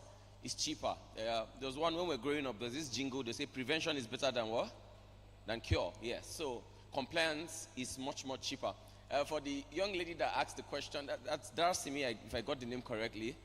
I said, wow, you're a very patriotic Nigerian citizen, really. Because when you mentioned that mommy does not pay tax, I said, thank God I'm not the chairman of the NRS. If not, I would have asked, give me mommy's tin, let us look for. But it's all good. So from today's session, you could tell mom that, okay, mommy, we have to pay tax. And she needs either a lawyer or consultant, we have someone that's very, very competent. You've seen Barrister Solomon, you've seen Barrister Zule Hat, right?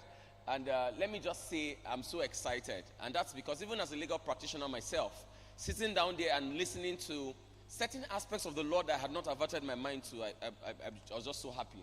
So please, ladies and gentlemen, if you've not gotten rashes on your hands yet, please, can we clap for them one more time. Thank you so much. And then thank you to our panel, moderator of the panel session, Ms. Lillian Ari. Thank you for doing justice and bringing out the questions. I love how practical this session was.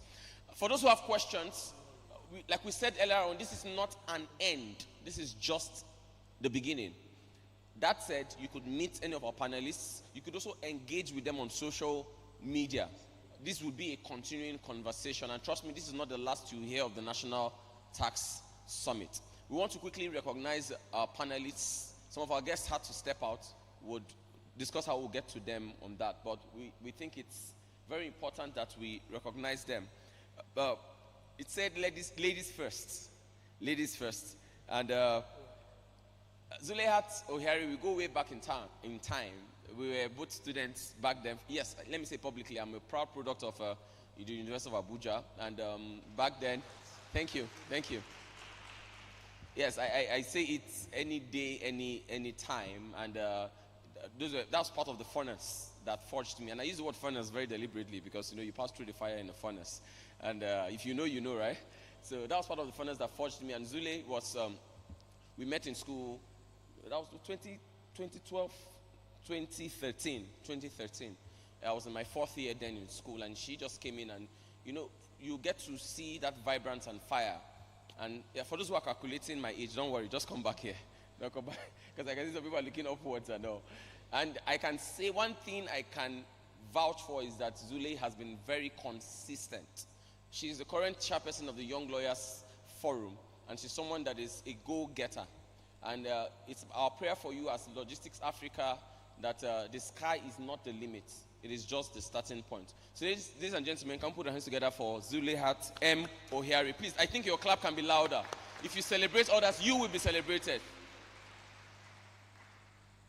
So this is from Logistics Africa to Zuleihat Ohiari in appreciation of your outstanding leadership in shaping young legal minds and fostering justice-driven initiatives for national growth. Ladies and gentlemen, I present to you Zuleihat Ohiari, please.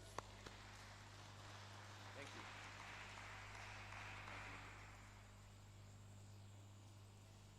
For those who came early, I mentioned that this was the first person I called mentor. And that's because Dr. Jude Isaac Dahilo has shown passion and commitment and consistency. I'm a trustee of the King's Patriots, the King's Patriots Development Foundation. And it's also a father figure to other organizations like Pink Idea Africa and its flagship program, the King's Patriots Mentorship Program, that has trained Africans from all over the continent. Of course, there are yearly cohorts, and there will be a cohort next year.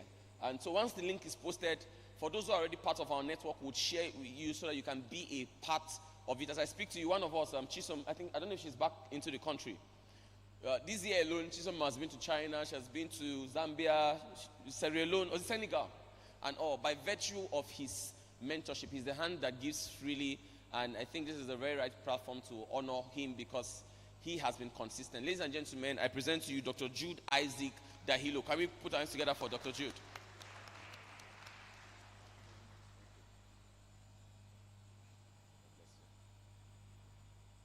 Good? Yes. Last but definitely not the least. By Starter Solomon, I'm not a man that is known to have a scarcity of words. But I must admit that sometimes the lexicon of the English language can be finite in describing some certain persons. He was not in I was not in school when he came in, but by virtue of what I do with the University of Abuja, I got to know him from afar. I got to know him rather from afar, and I must say that he's someone that has won my respect. You saw his eloquence and his wisdom on display. And he's someone that, a first-class product, I must announce, right? I thought we were going to clap, yeah? Let's put our hands together. Yes. And you can see that he's, in fact, a first-class product. And he's someone that would go far. I do not say it with any form of flattery or sorcery. But I know that Barrister Solomon, Atta Solomon, will go very far. And we think this is the right platform to recognize him. Please, ladies and gentlemen, feel free to engage him from now. And when I say engage him, I mean beyond the summit, you will know certain persons who have certain businesses that need tax consultants. Please feel free to recommend him. And that's because the knowledge he just gave for free today, I feel this is something that will take you to various platforms, right? So, Solomon, we want to, as a community, want to say a big thank you for your inspiring leadership, your transformational impact and commitment. Please, can we put our hands together once again for, I wanted to say Dr. Solomon. Maybe I'm being a prophet. Thank you so much. Let's move out a bit so we can.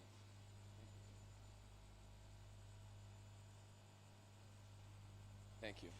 So on behalf of the committee, I want to say a very big thank you to everyone who has played a part in the success of this summit. This summit is not an end, and I keep on repeating it because repetition is meant for emphasis. But just before we close, I said, let us do something for those who have participated. We wanted to do a raffle, but at the last moment, we had to call it off. So rather than doing a raffle, let us do something. But please, can we put our hands together for our panelists? Because I want to take a picture with them, and then they'll go to their seat. Can we clap for them? Okay. So let's take a picture, then we'll do that. Members of organizing committee can come for a photo with our guests.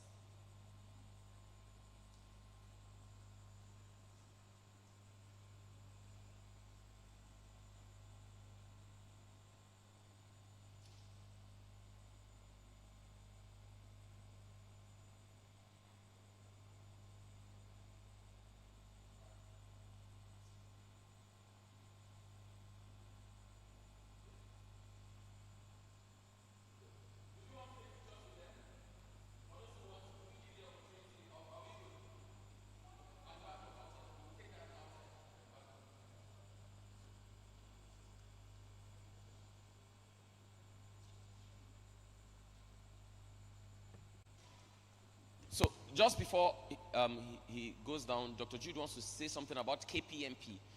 That's the King's Patriots Mentorship Program, which is our flagship program that cuts across various countries in Africa.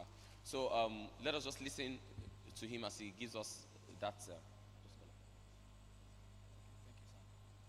Okay, thank you very much, Barrister Sam, for the opportunity. I must congratulate Barrister Sam and the entire team of the Logistics Africa. And I congratulate every one of you who have turned out here today to be in this program. I know some are partly here and some are partly hungry, but that's okay. Thank you very much for the panelists too, for meeting you. And Madam Jane, Architect Jane, thank you very much for seeing you here. I just pleaded for some few minutes just to talk about the King's Patriot Development Foundation and our program that flagged up in 2022. And we have been developing young persons, and the reason why I just sought for some few minutes to talk about what is happening next year is because we are transiting from the normal mentorship program we've been doing to universities. I don't know if some of you are excited to hear that. We are going to be partnering with organizations like the Economic Community of West African States, ECOWAS, to see how we can want to follow you to your campuses. And I'm happy to announce to you that it's going to start with 3 pilot universities that we do not know yet. So if you are here and you feel that you can be that network, how we can get to your university leadership or authority to reach out to them to start, our mentorship program, which lasts for 3 weeks. And then what we are trying to do is to see how we can expose people to artificial intelligence come next year, and then how we can create a value chain between those who are in their first year and the final year students, prepare them for the job environment, and see how we can also link you with global founders. So far, we have speakers and trainers from 18 countries who mentor our young persons every year, minimum of 50 people every year. We graduate them, we integrate them into our group, we send job links, opportunities for them. Some of the people working around here are members of the KPDF.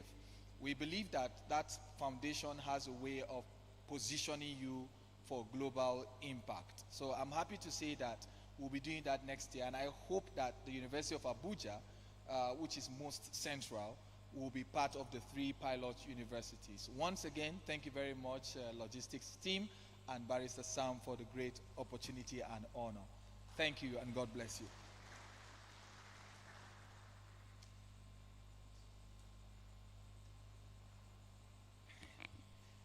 Please, I think we should clap for him again. Can we? Yes, thank you. Thank you. The first time I came on this stage some years ago, there's something that's called the spotlight syndrome, more or less. Like when you see people on the spotlight, and it's very easy to just sit and be like, oh, they are lucky. But if there's one thing I've always believed is that you might be sitting in the audience today, but you have every right to be on the stage tomorrow. And one of the things I've learned over time is I celebrate people in my life, because I know, who remembers that song? Is it Uyo Mayo, right? I've been celebrating others, and now I'll be what? There's a cyclical nature of life. So having preached this sermon, can we please appreciate Dr. Jude Isaac Dahilo one more time? Thank you. So good. We've come to the mountaintop. When Neil Armstrong landed on the moon, he said the eagle has landed. But he didn't stop there. He said it is one small step for man and one giant leap for mankind. This is a small step, but we believe that it's going to be a giant leap. Please let us key in. As young persons, Zule has already extended the olive branch. Logistics Africa is also ready to see how we can collaborate to ensure that in our various campuses, in our various religious institutions, because whether we like it or not, this tax regime would affect everyone. Like you say, it will touch everybody, right? So let us brace ourselves. That said, for those who are students amongst us, we said, okay, let's do something very small. We'll ask 3 questions. We'll give you a paltry sum of 10K each for the right answers. And I'll ask the questions from the presentation made by Barrister Solomon. Okay, I will just take, how do you say it? Is it first, there's something you say. Not fastest finger first. Okay, let's just do the first person that would raise their hand and answer. So question number 1. Is the first hand I will see. I think I can see very well. So the first hand, I would see that too. Okay, you can. Amra will be my. I wanted to say my is it 4 eyes, but both of us are using glasses, so I don't know how to do this. So good. So question number 1. What is the name of the law, the primary legislation that consolidates all the tax laws we've known? One hand there. Please come to the front. Come to the front. Yes, that's. I saw you. Okay, there are 2 of them. Ah, yeah. Okay, 2 of you come. There's wisdom of Solomon. So. Yeah, fast track it. Good. So give it. Where's the microphone? You can use mine. So what's it? Nigerian Tax Act 2025. Did he get it? Somebody say no. Is that correct? Say it again, let me hear. Nigerian Tax Act 2025. Solomon, is it correct? Is it? No. So Solomon is trying to give him a hint. Solomon said, let me amplify. Solomon says, is it Nigerian or Nigeria? There's a difference. So tell us. Which one? Don't do it. Hold on, chill. I know your heart is beating now. But which one? Is it? Don't mouth it to him. I see you. I see you. Is it Nigerian or Nigeria Tax Act? Nigeria Tax Act 2025. This guy is a smart guy. He's Nigeria. One last time. Which is it? Nigeria Tax Act 2025. Please, can we put our hands together for him? We'll give him a sum of 10,000 naira. Please clap for him now. What's your name? Abdullahi. Badibo Abdullahi Ayodele. Okay. And to mention, I'm also a first class graduate of Agricultural Economics, University of Abuja. I love what he just did. You know, it's in Africa that we mistake confidence for pride and low self-esteem for humility. If he made a first class, is it pride for him to say, I made a first class? It is not. As a result, we'll double that sum to 20,000 naira. Please, can you put your hands together for him? So, you get your details. So, my man, he has answered the question, but I'll ask you a second, even though that's not the question you came out for. All right, let us see if the odds are in your favor. This one is a very simple question. So, the body in charge of revenue collection at the federal level is known as the FIRS, which stands for what? The Federal Inland Revenue Service. Now, by virtue of these new tax laws, that body has morphed or metamorphosed into not just in name, but in functions. But I'll just ask you, what is the new name? I've not finished asking, it's already coming up. It's all right. What is the new name of the FIRS? If you don't get it, then your village people are very strong. But no problem. Have the stage. Have the stage. I think it's the Nigerian Revenue Service. The NRS. Is it correct? Please, can you put your hands together for? Yeah. Good. It's correct. Yes. It's correct. One last question. And this last question, hi. I'm tempted to make it a bit dicey. Should I make it tough or should I leave it very simple? Simple. Okay. During his presentation, Barrister Solomon mentioned the fact that if you are, okay, that one is a bit tough. It's a bit too technical. Let me make it simple for us. Can you mention at least one of the many classes of people that are exempt from tax? Who can? Yes, there's the gentleman. But they are only gentlemen. No, their gender. Nobody. The question is not gender sensitive. No, I saw his hand up, and so okay, this is what we should do. Both the gentleman and the lady, please can we clap for them? Let them come out. Let them come out. No, there's one that I've seen. Yes. So ask.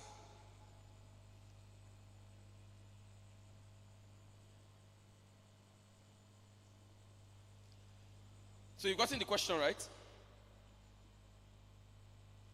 So the question is the classes of people that are exempt. The good news is that you do not have only one class. So both of them will give us, if one person mentions one class, you can mention another class. I think that is fair enough, right? Good. We have the wisdom of God, so we'll use that.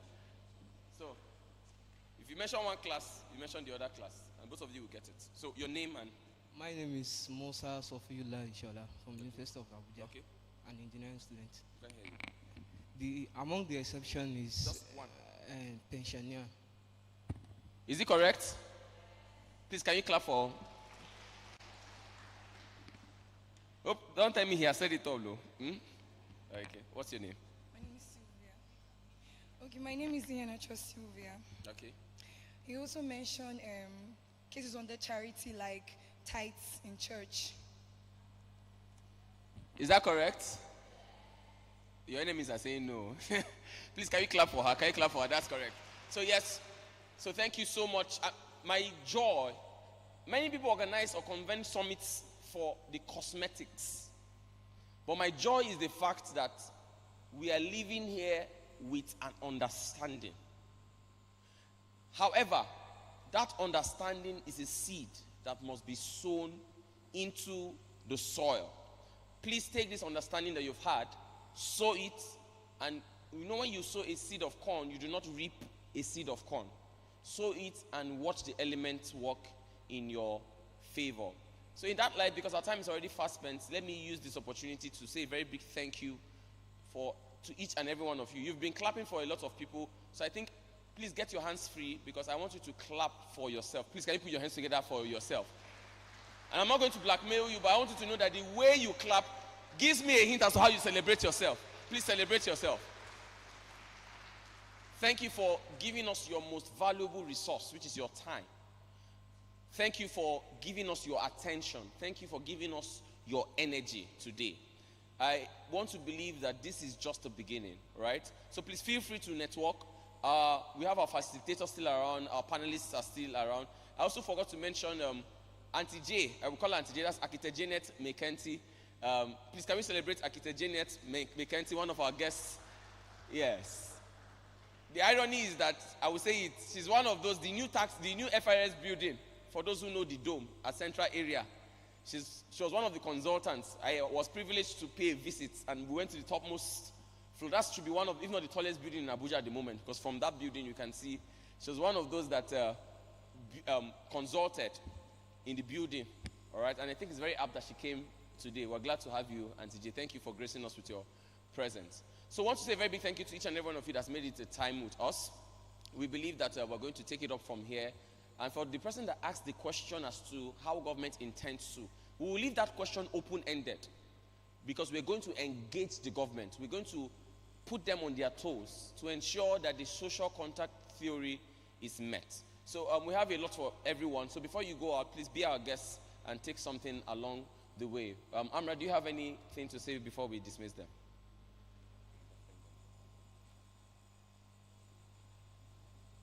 All right, please let's give our convener a loud round of applause. It's the last time today, so let's make it the loudest. All right, so just as he said, thank you all for coming and on time. Thank you for staying with us. Thank you for giving us your ears. Thank you for taking notes. And I'm just happy that everyone has taken one or two or three, from all of this. Thank you all, and I wish you all a very, very safe journey back home. And I look forward to seeing what everyone will do in relation to the tax reforms. Okay, everyone should please remain on their seats for now. For